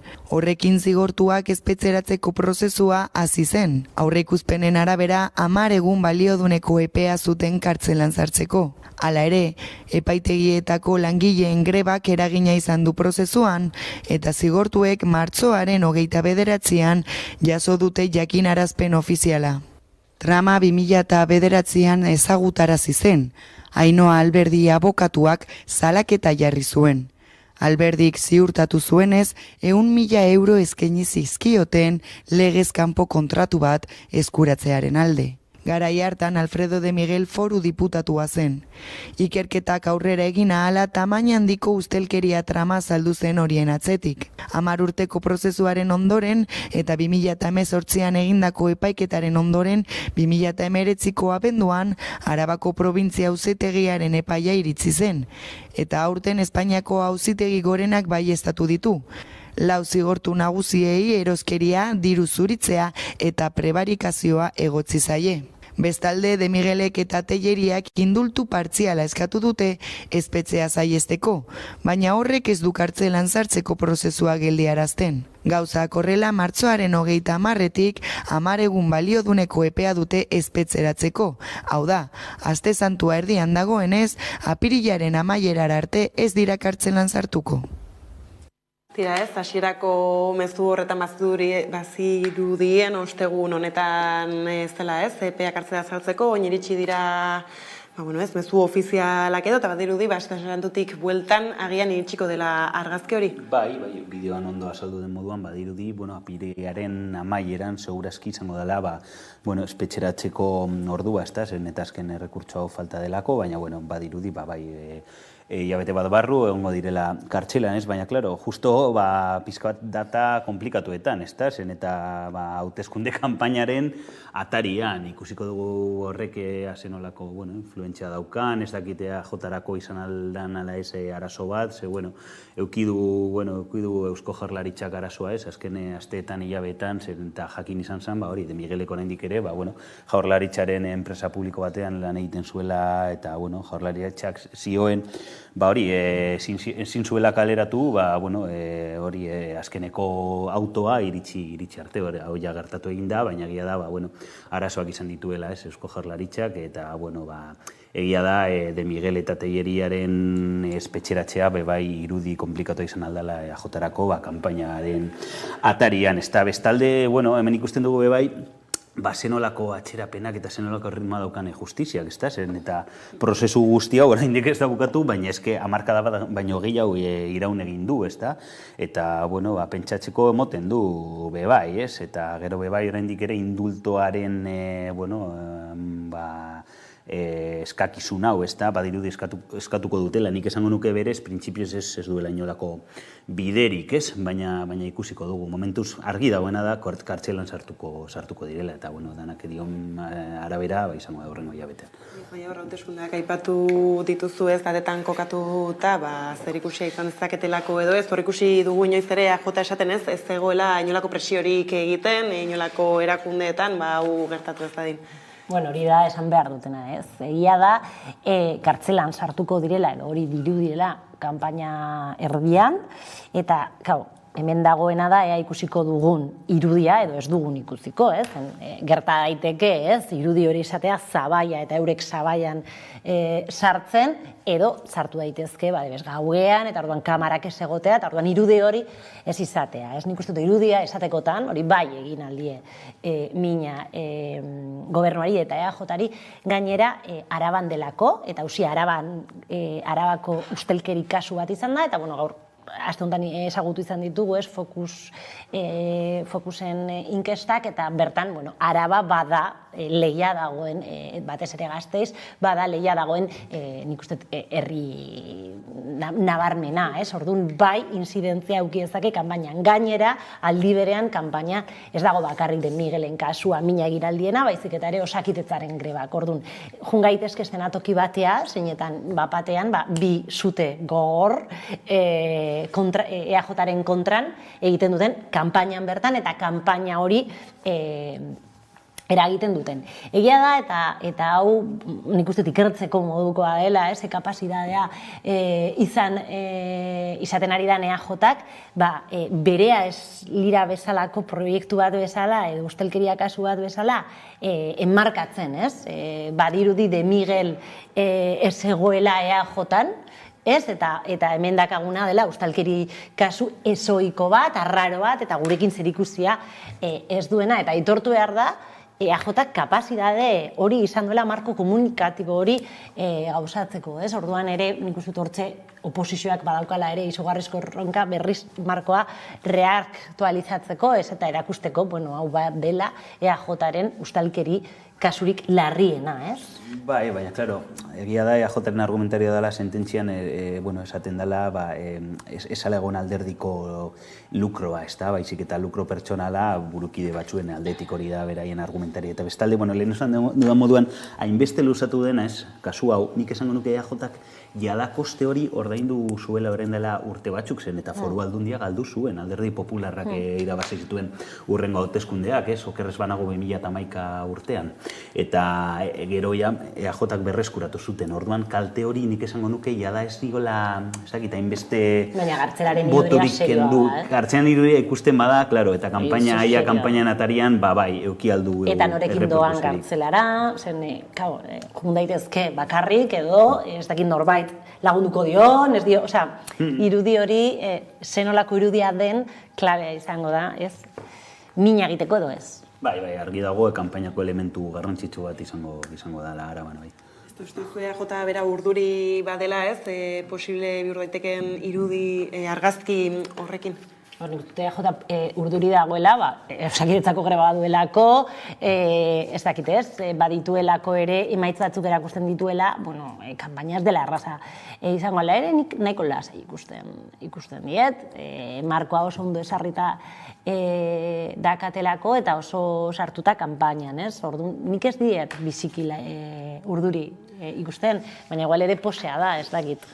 Baina, aipatu zu ez nola azkenan prozesua bera oso luzea izan den, eta egia da kalean edo kaleko giroan, jendartean eraginen nabarmenik ez duela. Claro, eske gaur egun baretu egin da, ez nik esango nuke kalean ez dagoela bainolako... Ni Araban ustez badagoela. Zuk jakin duzu ni baino beto, zer eta Gasteizen biziza, baina... Bere momentuan, hau bai izan zala pepinazo bat, zuk oso ondo esan duzun bezala, 10 urteko prozesua izan da, eta 10 urte hori ere egiten duna da, gauza ostu, baina berriz atera denean sententzia, nik bai uste dut de Miguel kasua badela lurraldean dagoen eztabaida bat. Ez dakitze puntura arte jendea bai ulertzen du hau dela EAJaren kontu bat, baina bai ustelkeri kasu larri bat Araban egon dela eta gartzelara sartuko direla, nik horren inguruan bai banabaritzen dut dela gai bat, hitz egiten dela ez tabernetetan, ez? Nik usten dut, ez dakit, igual jendeak, bere preokupazio bat dela gehiago Osakidetzaren kontua, ez da? Horrek izan alduela bai influentzia handiagoa ez kanpaina zen, eta azkenian EAE osoko gai bat da, eta argi dago, jendearen artean, hor preokupazio hori agerian dagoela, ez da? Baina, ikusiko dugu bai, eta Eusko Jaurlaritza adi badabil eta erne badabil akorde bat bilatuko dugu sindikatuekin, deitu uste dut gero itxengo dola ni buruz, baina, deitu dituzten bi greba egun horiek, deskonbokatzen saiatzeko, ez da. Gero lehen laster bueltatuko gara horra, ez, aipatu zuen hola EAJak edo, EAJak berak idatzen duen Jaurlaritzak markoa ondo kokatu duela, hala ere, egia da, naiz eta desbinkulatu gura izan den kasu honetatik, babestu gura izan ditu azken momentu arte ez bereziki lanpostuen asunto horrekin, ez? Jaurlaritzaren jarreraz, zeren eta lanpostuetatik kenduko balituzke hasieratik agian, ez? Ja bai desmarkatuta egongo litzatekeela. Bai, bueno, a ber, hor gertatzen zana da, bueno, legalki kaleratzea, gorenako autori gabe, bueno, igual arazoren bat, egon alzela, Eusko Jaurlaritzarako, horrek esaten dute instituzioek, horregatik izan zala, orduan, bueno, ezakit, azkenian, bueno, kaleratu dituzte, baina egia da, hor, bueno, kalteren bat egon dala zen, eta informazioak agertu ziren, eta nahiko eskandalo handia gontzan. Baina, bueno, argi dago, argumenta hori legala, hor mai gainean zegoela, eta izan liteke, zen eta, bueno, ez dakit nik Eusko Jaurlaritzak interes espezialik okiko zuela jende hori hor mantentzea, ez da. Baina, bueno, ez dakit, ikusiko dugu zenolako kaltea oki alduen, baina eskandaloa egon da, bai. Ba, nik uste dut, babesa gehiago eskentzearen momentuan, jartzaren momentuan izan zen, eurek hortxe zeuden norbait jarri zutelako, momentu zehatz batean jakinda zenolako jarrera izan zuten. Egia da, kentze horretan eurek argumentatzen zutela zen prebarikazioan erortzeko aukera zegoela, eta seguramente hala izango da, eta horregatik ez dute egin, baina norbait jarri zuen. Edo norbait momentu batean eman zien postu hori, eta nik uste dut momentu horretan bere jarrera izan, momentu horretan ulertu behar degula babes moduko jarrera bat bexalaxe, alegia alzuten momentuan ez zuten gendu. Lehentxago ere aritu gara justu gizartean honek izan duen eragin handiago edo apalagoaz, eta deskartatu egiten da indultuak eurak uzatzearen probabilitatea bere orokortasunan, hala ere sorpresetarako beti ere prest egon behar garen zer nolako panorama utziko luke indultuak benetan aurrera ateratzea eta gauzatzea. Bueno, a ber, kartxela sartzen badira eta indultu ematen badiote, segurazki, kalean geldituko lirateke ez da. Baina egia da, kasu honetan nik ez doala ikusten Espainiako gobernuak korrupzio hausi batean kondenatuak izan diren pertsonak pertsonei indultoa emoten, eta eskandalo handia izango litzateke, eta nik esango nuke AJak bebai edo Eusko Jaurlaritzak ez duela nahi horrelako panorama, eta orduan, esango nuke ez dugula ikusiko zen, eta ez dago inola ere justifikatuta gainera, indultea mon, jende hauei, nik ez dakizea itxik izan alda, zein izan alda beraien argudioa edo indulto hori eskatzeko, eta argita garbi dago korrupzio trama bat egon zala, hemen ez da, Araban. Bai, eta egia da hemen ikusten duguna da indultuaren estrategia ez duela, izan dela oso modu individualista batean, bai de Miguelek eta bai besteak hartu dut erabakia abokatu ez aldatzea eta estrategia juridikoz aldatzea, orduan pentsa dezakegu ez dakit salidal izan dela ez dakit nola esan baina ez dut uste EAJak estrategia hori babesten duenik. Hala ere, nik ere bat nator Miguelekin ez degula ikusiko, baina ere Madrilen gauzak eta daude oso ondo ikusita gobernuan eta negoziazioan batzutan behar dira interkambio politikoak, eta igual momenturen batean Sánchez behar du zerbait, eta orduan mugimenduren bat ikusi dezakegu, egia da batetik dagoela zer eragiten dio onura EAJari, eta irudialdetik ez da bat ere onura egiten horrelako eskandalu bat, baina gero ez lealtadeak daude, fideltasunak dare, eta mila gauza daude, eta ere ez dakigut gehiago dauden, eta orduan eurek erabili dezaketen indultoen kontua beste gauza txukateratzeko edo ez, Barcenasekin horrela ikusi genuen bere garaian, orduan nik ez dut uste, baina ez dut eskartatzen ere ez. Beraz, ikusi beharko dugu, aste santutik bueltan zerekin topatzen garen, ordu arte ziurrenik paratuta egongo baita asuntoa, eta lehen hortarteka harritu zarete hizketan osasun gintzak deitu duen grebaz, apur bat sindikatuek egindako adierazpenekin badukagu bideo bat ikusiko dugu eta helduko diogu.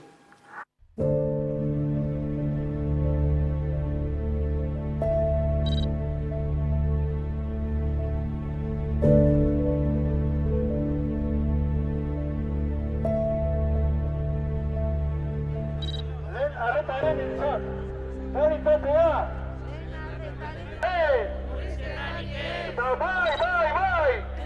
Reforma de primaria es lo prioritaria. Reforma de primaria. Reforma de primaria.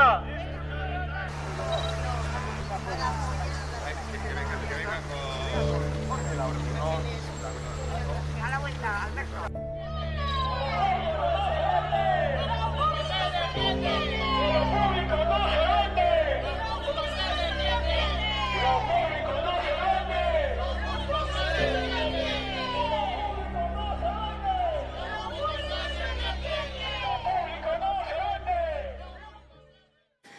Ikusi ditugu orain arte, azken urtetan hainbat eta hainbat protesta, osasun gintza eta osakidetzarekin lotuta, eta oraingo honetan greba dator, eta nahita, lehen aipatu duzuenez, justu testuinguru berezi batan, hauteskunden testuinguruan.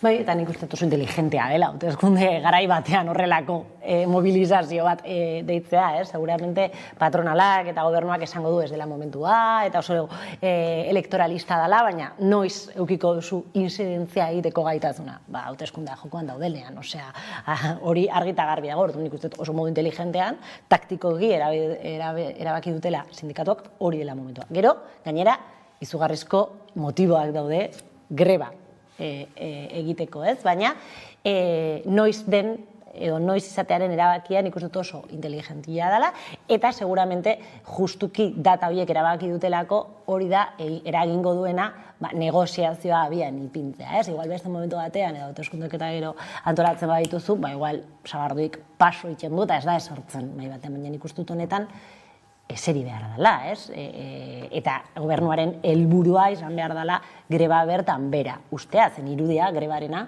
greba ez da edo zein lekun, osakidetzan dago, osakidetzaren egoera ez die bakarrikan langile iragiten, baizik eta gizarte osoari, orduan marroi badaka gobernua momentuntan mai gainean, eta hori eragin behar du negoziazio kolektibora bideratzea. Ez gogoratu behar du gainera atzo sindikatuak argi esan zutela, denbora daramatela negoziazio mehai hori eskatzen, eta negoziazio mehai hori ez da abian ipintzen.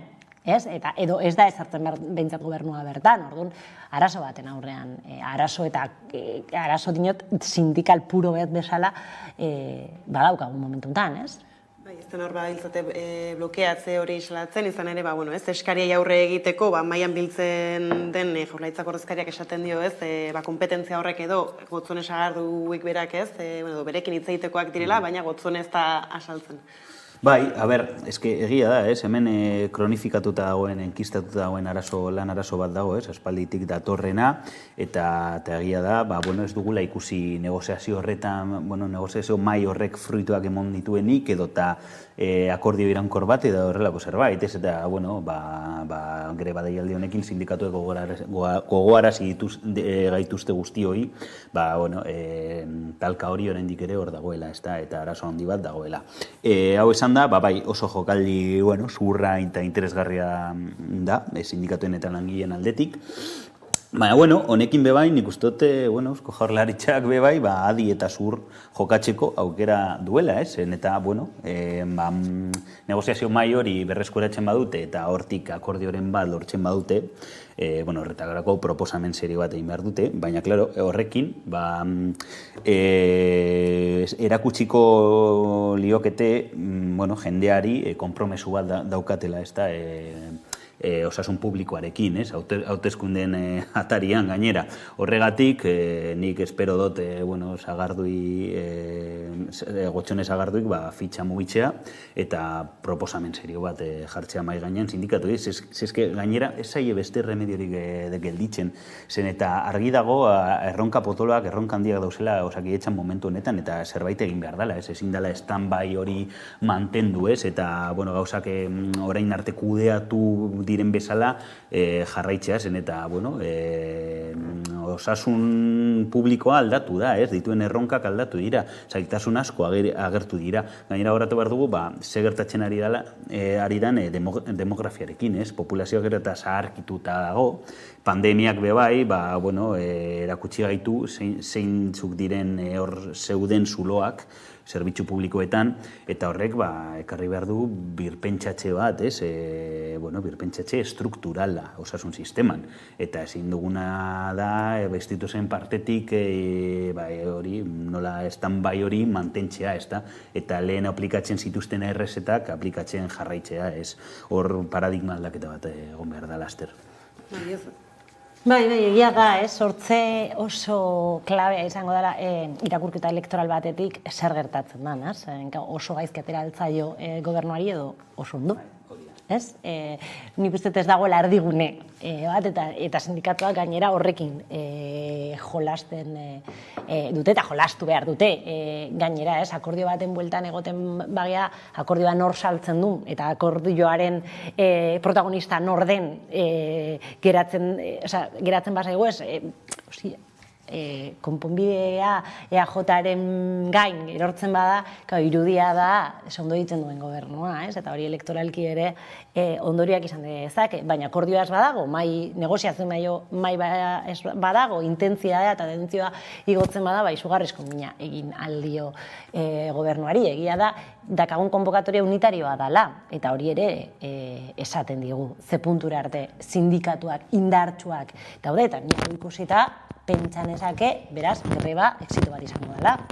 Pentsa ezaket, batasun sindikal hori gutxitan ikusten dugu, Guain dela bi aste hemen hitz egiten genuen zein bide ematen zigun Frantziako batasun sindikala, eta hemen Euskal Herrian badaukagu momentuntan batasun sindikal bat, eta da, Osakidetzaren defentsa, Orduan, ikusten ere, jokaldia interesgarria dela, baina oso ondo neurtu behar da, agente bakoitzak neurtu behar du zenolako pausuak ematen dituen, eta jokoan dagoena egia da asko dela.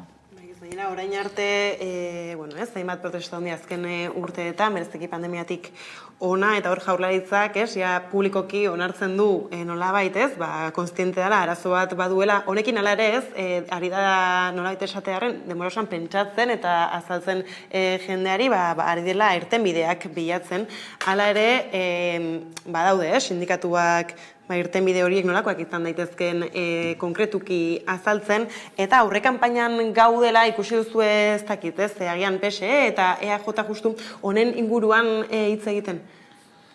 Ez, hitz egin dute, baina behartuta, zen eta sindikatuen eta langileen presioagatik edo protesten ondorio bat bezala, baina egia da, nik faltan botatzen doala, debate serioago bat alderdien aldetik, honi buruz, kanpaina garai batean, pre-kanpaina garai batean oraindik. Baina, ezin da deusestatu arazo larri bat dagoela, zen eta datuek horrela diote, eta ikusi dugu Arartekoen kexak, aurtengo informe honetan, eta, batez ere, arazo hori kontzentratzen dira lehen arretan. Eta, hor konponbideak bilatu behar dira, ezin da izan justifikazioa langileak ez dauzela. Igual egia da, langileak ez dituzela aurkitzen, baina zeo zer aldatu beharko da, lan baldintzako betxea, ordutegiako betxea, edo eta soldatak, kondizio ekonomikoak bai. Eta, adibidez, unibertsitatean plaza gehiago jartzea, hori beste irtenbide bat. Orduan, ezin duguna esan da, ez dauz langileak, eta orduan lehen arretan zerbitzua pobretu egingo da, hori ez da irtenbide bat. Egia da honek akordio zabal bat behar duela langileekin, plantillarekin, baina erronka ez da bat ere erraza. Orduan esan behar gara begirada luzea auki eta indartu baliabide ekonomikoekin, baina urte luzerako pentsatutako planekin. Baina horra esan duzunaren aritik ez hori ere bada sindikatuek salatzen dutena, aitzakia gisa erabiltzea Jaurlaritzak berak, pandemia eta baita ere medikuen falta bera. Hori egiten duena da erantzukizuna mugitu, erantzukizuna ez da hartu dituzun politiken ondorioa, baizik era erantzunkizula bat egia ambientala, pandemia etorri da, eta inork ez zuen hau etorriko zela ezintzun prebenitu, eta bestetik da, arazoa Europa osoakoa da, medikoak ez daude, zer egingo dugu honetan, baina, aldi berean zuk zer egiten ari za, mutuak indartzen ari zara, Osakitetzako hainbat eta hainbat zerbitzu externalizatzen ara, privatizatzen ari zea, orduan, fokoa jartzen baduzu medikuak ez daude eta pandemia etorri da, orduan desbiatzen duzu, eta strukturala den, eta benetan erantzukizuna dakazun horretan, ezin dezu begirada ipini. Oso jokaldi interesgarria da ere, eta inteligentea da EAJaren aldetik, baina mendakagun arazoa strukturala da. Eta struktura horren baitan, eredu soziosanitario zehatz bat dago, privatizatzen ari da Osakidetza, eta nork privatizatzen ari da, Osakidetzak kudeatzen duena, alegia gobernua, ez dago besterik. Eta nik uste dut sindikatuak ere hortan jarri behar detula, eta hortan jartzen ari direla markoa eta diskurtsoa, ez?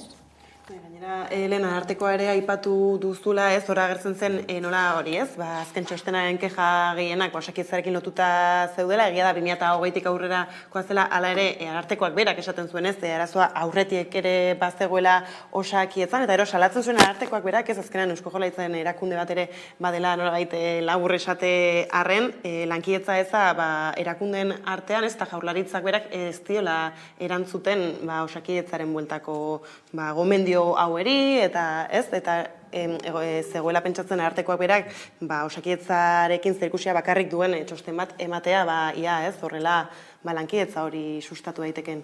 Bai, nik espero dut arartekoaren txosten hau, zertarako balio izatea, baina egia da batzutan ikusi dugu reziprozitate gutxi, osasun departamentoaren aldetik, ez da, eta ikusi beharko dugu, greba deialdi honek mugiarazten duen berriro negoziazio mahai hori, eta egia da privatizazioari buruz nik esango nuke sindikatuek bilatu behar duten lehen konpromisetuetariko bat izan behar dela privatizazio hori gelditzea guztiz, ez da. Egia da, azken urteetan aurrekontuan osasun publikoaren partidak espansiboak izan direla, baina daukagun egoera ikusita esango nuke haratago jun behar direla, ez? Eta ez bakarrik aurrekontu espansiboak izatea, baizik eta estrategia eta dinamikak akordatzea sindikatuekin eta urteetara begira, ez da, zen, eta lehen esan duan bezala, gaina okertzeko arriskua, gehiago okertzeko arriskua daukagu bai, ez da, zen, eta, populazio gero eta zaharkituago batekin, osasun arazoak, izan aldira gero eta gehiago, populazio zati handiago bati, afektatu, eta zerbitzu hori gero eta gehiago behar.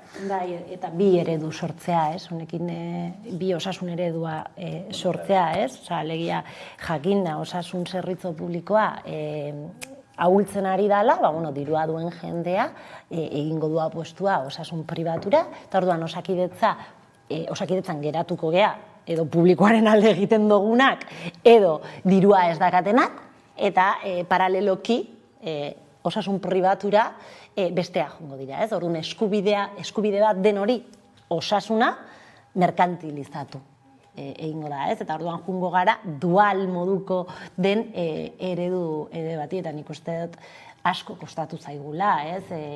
Euskal Herrian eta Estatu Espainolean ere osasun publikoa izatea, orduan hori borrokatu behar da, eta hori nik uste dut mantendu behar dela, ez osasuna eta hezkuntza publikoa nik uste dela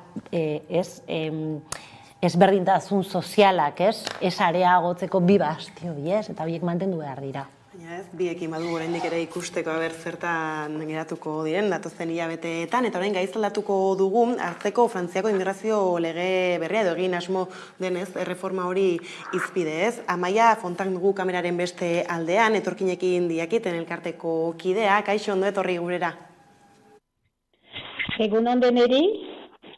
Ira, ez, ipatzeko hasteko behintzat nola, Baionan immigrazio lege berri horren aurkako mobilizazioa deitu duzuen, izan ere, asilo sistema erreformatzea eta tentsioan diren lan arloetan aritzeko egonaldi baimen berezia sortzea du, hor besteak bestez, beste hainbat punturen artean agian honek dira nabarmenen jartzen direnak mai gainean, ez, zein da egoera? Lege proiektu hau jokatzen dela egoera sozial eta politiko gogor batetan oroitarazi behar da. Erretreta erreforma mementoa dugu hor frantses estatuan eta badira hainbat oldartze lege proiektu horren kontra, beraz erran behar da testu inguru hortan kokatzen dela migrazio lege proiektu hau. Erran behar da ere, migrazio lege proiektu hau mementuko atzeratu duela gobernuak ikusirik hainbeste tentsio sozial eta politiko direla. Beraz, aipatzen dudana gaur egun, ez da letu hortan sartuko, mementuko kendua izan baita, kendua justu bai ezkerraldean kritika zorrotzak baitien, bai bere eskuinaren aldetik gobernuak ez baitu majoritatea edo gehiengoa lortu lege proiektu horrekin. Beraz, beldur gira gaur egun lege proiektua pasatuko dela beste modu batez dekreto edo lege batzuren barnean sartuz testu batzu. Amor ez du emanen gobernuak eta nahi duena lege proiektua da gehiago kontrolatu, gehiago kanporatu eta beldurra eragin erakutsiz badirela gaur egun migrante onak eta anitz direla migrante txarrak, beraz migrante ekonomikoak gehienetan, eta ez dutela beldur hori nahi dutela beraz sartu jenden buruetan. Behar ba, emaiteko adibide batzu lege proiektu horrekin zer zen gibelean eta zer den dena den pasatuko lege proiektu baten bidez ala bestez, hor argi da nahi dutela kanporatuak izanen diren pertsonak nahi baita obligazion de quitter le territoire français edo estadua eta estadutik joaiteko aginduopean izanen direnak pertsona bilatuen fitxageitegian sartuko dira. Beraz horrekin migranteak kriminalizatu nahi dutela argi da. Beste adibide batzu emaiteko nahi dute murriztu elegite juridikoen sistema eta kanporaketa hoieri buruz. Beraz norbaitek ukanen duelarik kanporaketa agin du horrek izanen da indarrean askifite eta pertsonaz ez du posibilitaterik handirik izanen lehenago rekurtsoa egiteko eta askotan jadanik bere jatorrizko herrian izanen da rekurtsoa examinatu mementoa. Beste adibide bat emaiteko. Bai? Beste adibide bat emaiteko. Bai. Eta beraz erretentzio zentro gehiago ere nahi dutela eraiki, 1.000 toki gehiago 2 urtez. Eta badira hainbat neurri, luzatzen alko nuke, nola ez ere aipatu kondena bikoitza, beren presondegi denbora egin eta kanporaketa sistematikoa izanen da migranteen zat. Eta aipatzen da anitz lanari buruzko irregularizazioa. Izaiten alda jende anitzen buruetan aintzinamendu bat. Izaiten alko litake, baina proposatzen dutena da bakarrik tentsoan diren sektoretan emaitea egonaldi karta bereziak, adibidez eraikuntzan, edo jendeen zaintzan, sektore horietan emaitea egonaldi karta, baina bakarrik urte batentzat. Eta tensionean ez direlarik gehiago izanen sektore horiek, pertsonari kenduko zaio karta. Beraz ikusten da, eta abar luzea izaiten alda, baina ikusten da lege proiektu horrekin migranteen oinarrizko eskubideak zapalduak izan direla eta murriztuak. Azken batean egoera gaurkoz ez da bat ere xamurra eta honek oraindik ere txarragotu egingo du eta honi aipatu duzu ere hasieran kezka nola eraman dezaketen aurrera lege proposamen hau eta honi aurre egiteko mobilizazio dinamika betean murgilduak zarete, zer nolako deialdia duzue egina larunbat honetarako? Bai, beraz, martxoaren 25ean egin dugu, beraz, joan den larun batean, mobilizazio bat frantses estado guzian berrogoi bat tokitan, bada koordinaketa bat lege proiektu honi ezetz erraiteko frantses estado guzian, eta hor ere izan da ere aztertua nolako lege proiektua nahi genukeen migrantei behar den arrera duina egiteko, eta lan hori izan da landua eta izan dira ere Espaduko senadoaren aintzinean izan dira beraz presentatzera gure proiektua. Beraz, eta ondoko larun batean beraz izango da dakizuen bezala Baionan manifestaldi handi bat etxe bizitzari buruz, eta guk parte hartuko dugu etorkinekin jakite bezala erraiteko keilatu bat, ukaiteko eskubidea dela oinarrizko eskubide bat, prekaritatean diren guzientzat eta barne migranteentzat ere. Ondo, Amaia, adi jarraituko dugu gai hau, gertutik, esker mila gaur gurekin tarte hau hartzearren, beraz, hurrengora arte. Eskertu bai. Badabiltza altxatzen immigrazio legeen kontrako ahotsak bai Hego zein Ipar Euskal Herrian, hala ere ez, gobernuek badirudi gogortu nahi dutela egungo egoera ez, dagoeneko ona ez dena. Bai, hemen nik ustete legalki dikotomia bat dagoela, ez? Tamaiak oso ondo erabili izan ditu hitzak, ez? Zuk immigrazio legea egin aldezu harrera kudeatzeko, alegia kanpotik datosten hoien harrera nola egin behar den kudeatzeko, edo kanpotik etortzen diren hoien kontrola nola egin behar den regulatzeko. Legea, egia da, beharrezkoa dela, immigrazioa dakagun errealidade bat dalako, gogoratu behar dugu eta oso importantea dela, migratzea eskubide bat dela, ez? Eta hori ez da inoiz ahaztu behar, orduan eskubide hori bermatu behar da, eta hemen dakaguna da, Frantziako gobernuak eta kasuntan Espainiako gobernuan nahiko antzerako legeak baditu ere, egin duela apustua immigrazioa kontrolatzearen aldekoa. Eta ez immigrazioari harrera egiteko aldekoa. Eta hemen da, nik uste dut, eztabaida ideologikoa, ez? Eta, bueno, arazo hori daukegu, ez? Ulertzen dugu immigrazioa arazo bat bezala, eta hori eragiten du, egiten ditugu lege horiek kolonialistak eta arrazistak diren, ez? Eta burtik kentzen dugu eta bidaltzen dugun mezua da, migrazioa ez dela eskubidea, eta ezin dugu ahaztu, migrazioa eskubide bat dela. Baina, justu ez, Euskal Herrian dauden mugetan, azken urteetan arazo asko suertatu dira, ez? Eta azkenak bai izan dira, hasta etorkinak laguntzen aritu direnei, miaketak eta etxeetan eta guzti zartza, ez? Eta horrek ikusi dugu kasu honetan, apuratagian delegatzen zaio frantses estatuari eta frantziar poliziari, ez? Euskal Herrian gertatzen diren kontu guzti hauek eta oso gogorra bada.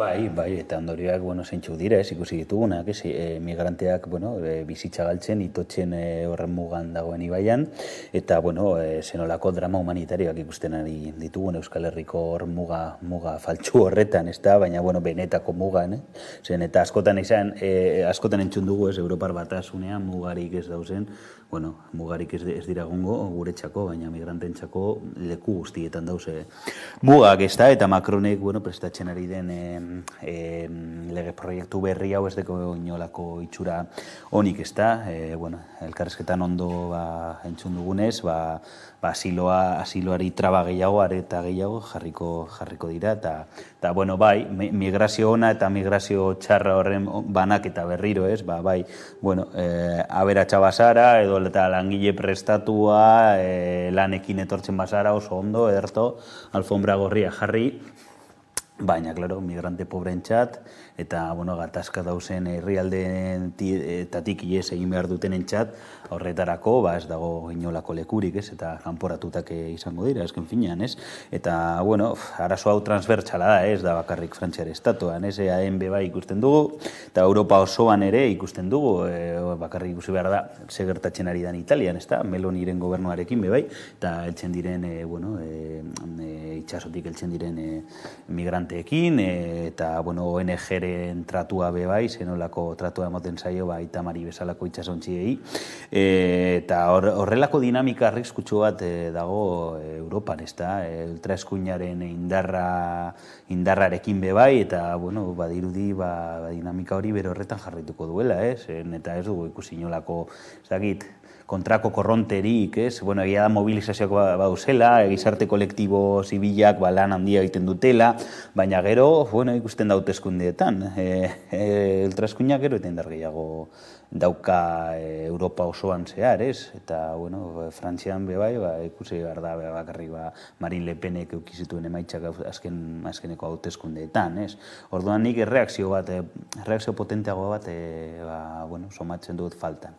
Gainera, justu frantses gobernuak iragarpena egin zuenean, orain bete batzuk, eta behintzat ildo nagusiak edo aurkeztu zituenean, eskrupulorik gabe esaten zuen, euren helburua bazela bizitza imposiblea egitea etorkinei, eta ja dagoeneko gobernu batetik alako adierazpenak egitea, Bai, migrazio prozesua bera zailtzea, ikusita gainera migratzea ez dela bat ere erraza, eta esan behar da, edo norrek ez da ateatzen bere herritik plazerragatik, hori da turismoa, hori ez da migrazioa, orduan jendea bere etxetik ateatzen denean da arazo bat duelako, are gehiago asiloa eskatzen duten horiek, porque asiloa eskatzen duten horiek da erasotuak direlako bere herrietan, gudetatik ale egiten dutelako, edo adibidez homosexualak direlako, eta bere herrietan jipoituak direlako, orduan, hoiei harrera prozesua zailtzea nekropolitika da, izen bat dauka, eta da politika egitea eriotzarekin. Bizitzaren alde egin baino, eriotzaren alde egitea da. Eta hau da Macronek egiten ari dana, edo Espainian estrangeria legearekin sortzen dana, zuk sortzen badituzu lege batzuk nekropolitikoak direnak, lortzen desuna da jendea hiltzea. Eta ez bada hiltzen, txirotzea, edo bizi baldintza ez duinetan bizitzea, eta nik uste dut hau da dakagun panorama, askotan migranteak merkantzia modun tratatzen dira eta ganado bezala tratatzen dira, pertsonak ez balira bezala, eta hau oso grabea. Oso grabea da. Eta gainera aldi berean, erabiltzen da niretzako perversoa den estrategia bat, eta da diskurtsoa arrazista, sortzen da diskurtso bat zeinetan jendeari helarazten dio, eurek etortzen direla ona, hemen bizitzen diren hoiei mina egiteko edo erasotzeko, eta hau biziki perbertsa da, lortzen dana da, gizarteak euren kontra egiten da, asiloa ez ulertzea eskubide bat bezala, migratzea ez ulertzea eskubide bat bezala, eta lehen mailako eta bigarren mailako herritarrain kategoriak areagotzea eta sortzea. Eta nik uste dut honekin planto egin behar degula, migratzea eskubide bat da, hemen daren migranteak hemengoak dira, eta hau esan behar da, ez daude hemengoak eta kanpokoak.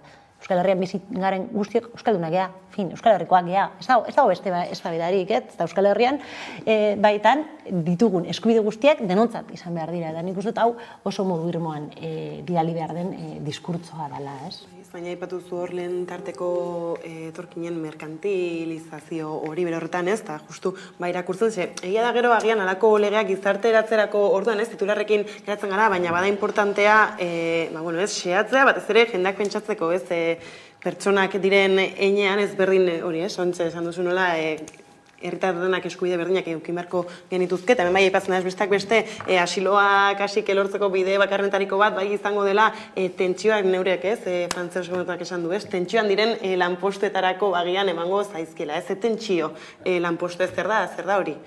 Hori da, praktikan eskubide askoz gutxiago dituzte, ez da, orduan, esplotatzeko bada bai, bestela. Claro, sistemak... Demografikoki arazo bat bezala dagoenez, orduan guazen, migranteak geure ganatzea, porque arazo demografiko bat dakagu, orduan lertzen da migrazioa, ondorio bat, Europan dagoen arazo bati emaitza ipintzeko, ez? Eta ez berriz ere eskubide bat bezala, ez? Orduan, eta gaur aprobetsatu dezakegu, ez? Etxeko langileen eguna dela, bertan ikusten dugu, ez? Zenolako legek sortzen dira, etxeko langileak, nortzuk dira etxeko langileak, emakumeak eta migranteak, zenolako erregimena daukate, esklabutza erregimena. Zergatik, ulertzen dugulako, eurek egiten duten lanak guretzako direla, eta modu esklaboan egin dezaketela, ganadoa direla. Eta hau oso larria da. Eta moztu dizute, barkatu zuten. Horregako zerbait esango nuen, ez?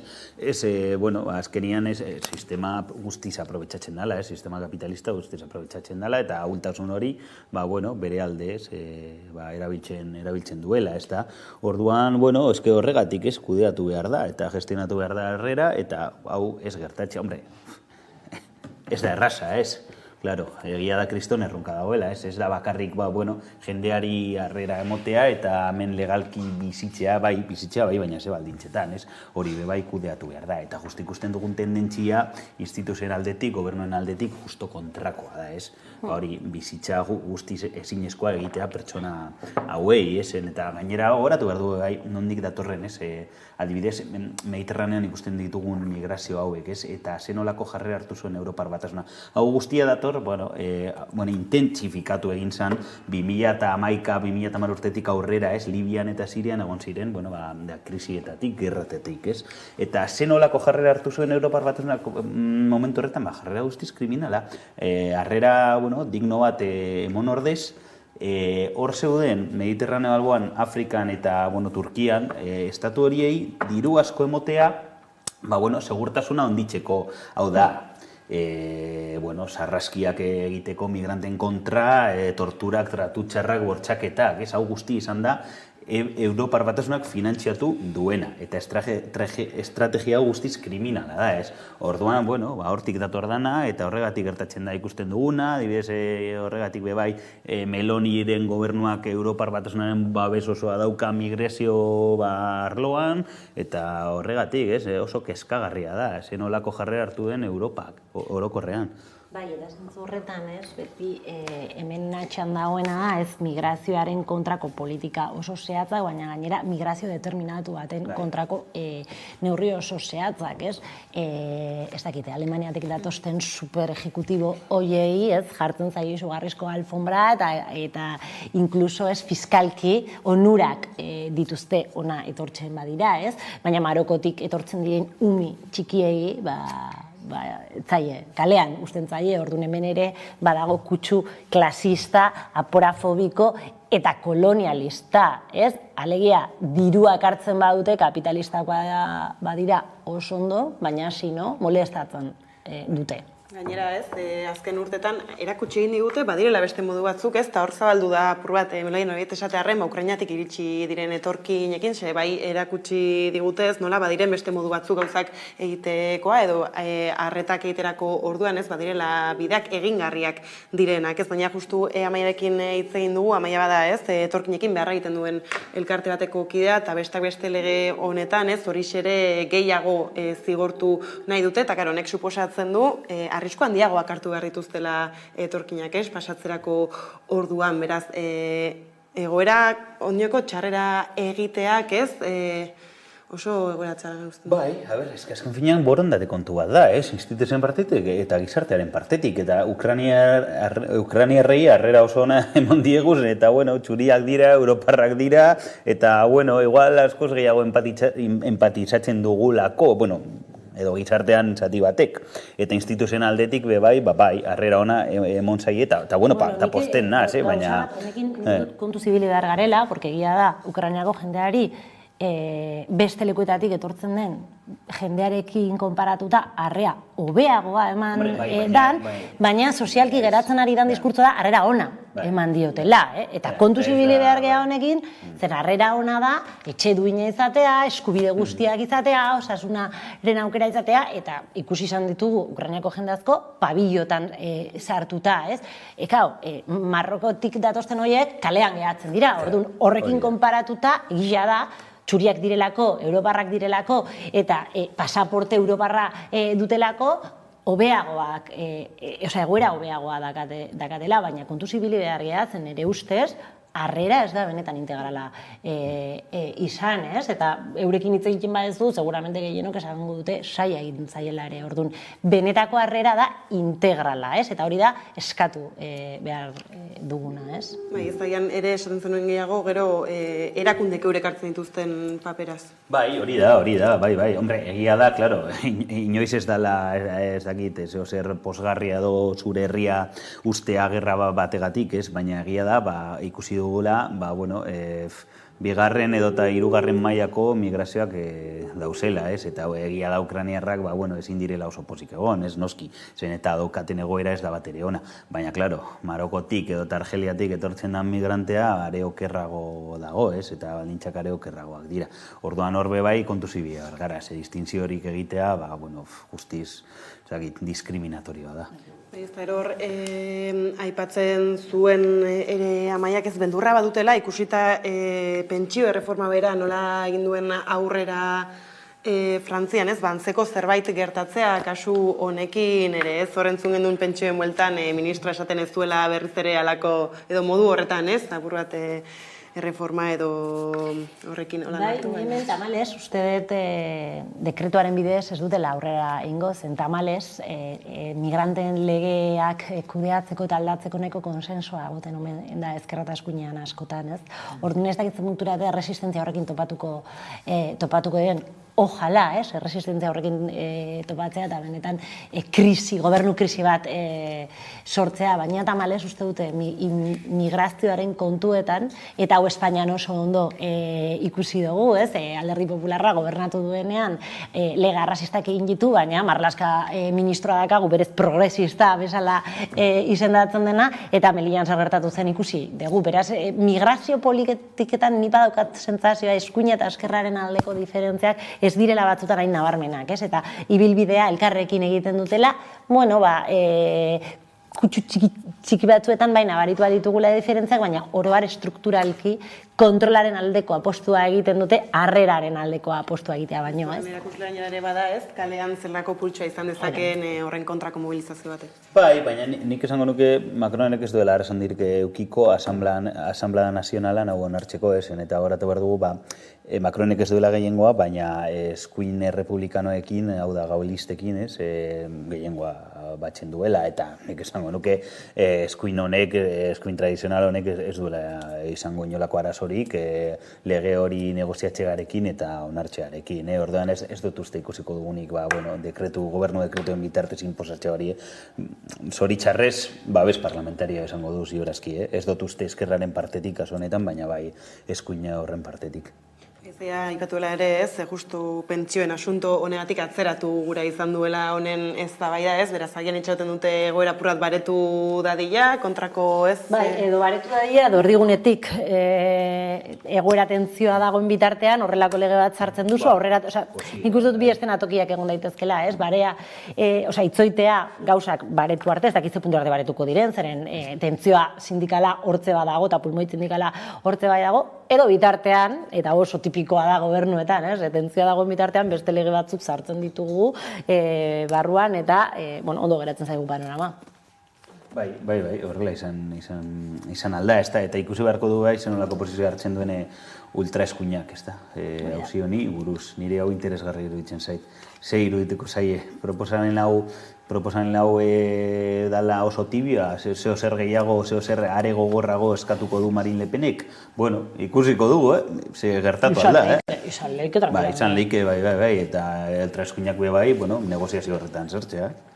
Hau da berriko oporretatik bueltan, behiratuko dugu ez, zer den gertatu dena, orain arte aipatu dugun guztiarekin, eskerrik asko bioi, gaur gurekin izatearren, eta jarraian eguneko albistekin bueltatuko gara. Haupa, guen eritzeta durtzeta gara, Aizea Rosa taldeko kideak. Tortolaraino zingela kaleratu berri dugu, ikusgai dagoela bai YouTubeen, bai beste plataforma guztietan, eta badakigu Hamaika telebistako bizi musika saioan ikusteko aukera ere egongo dela.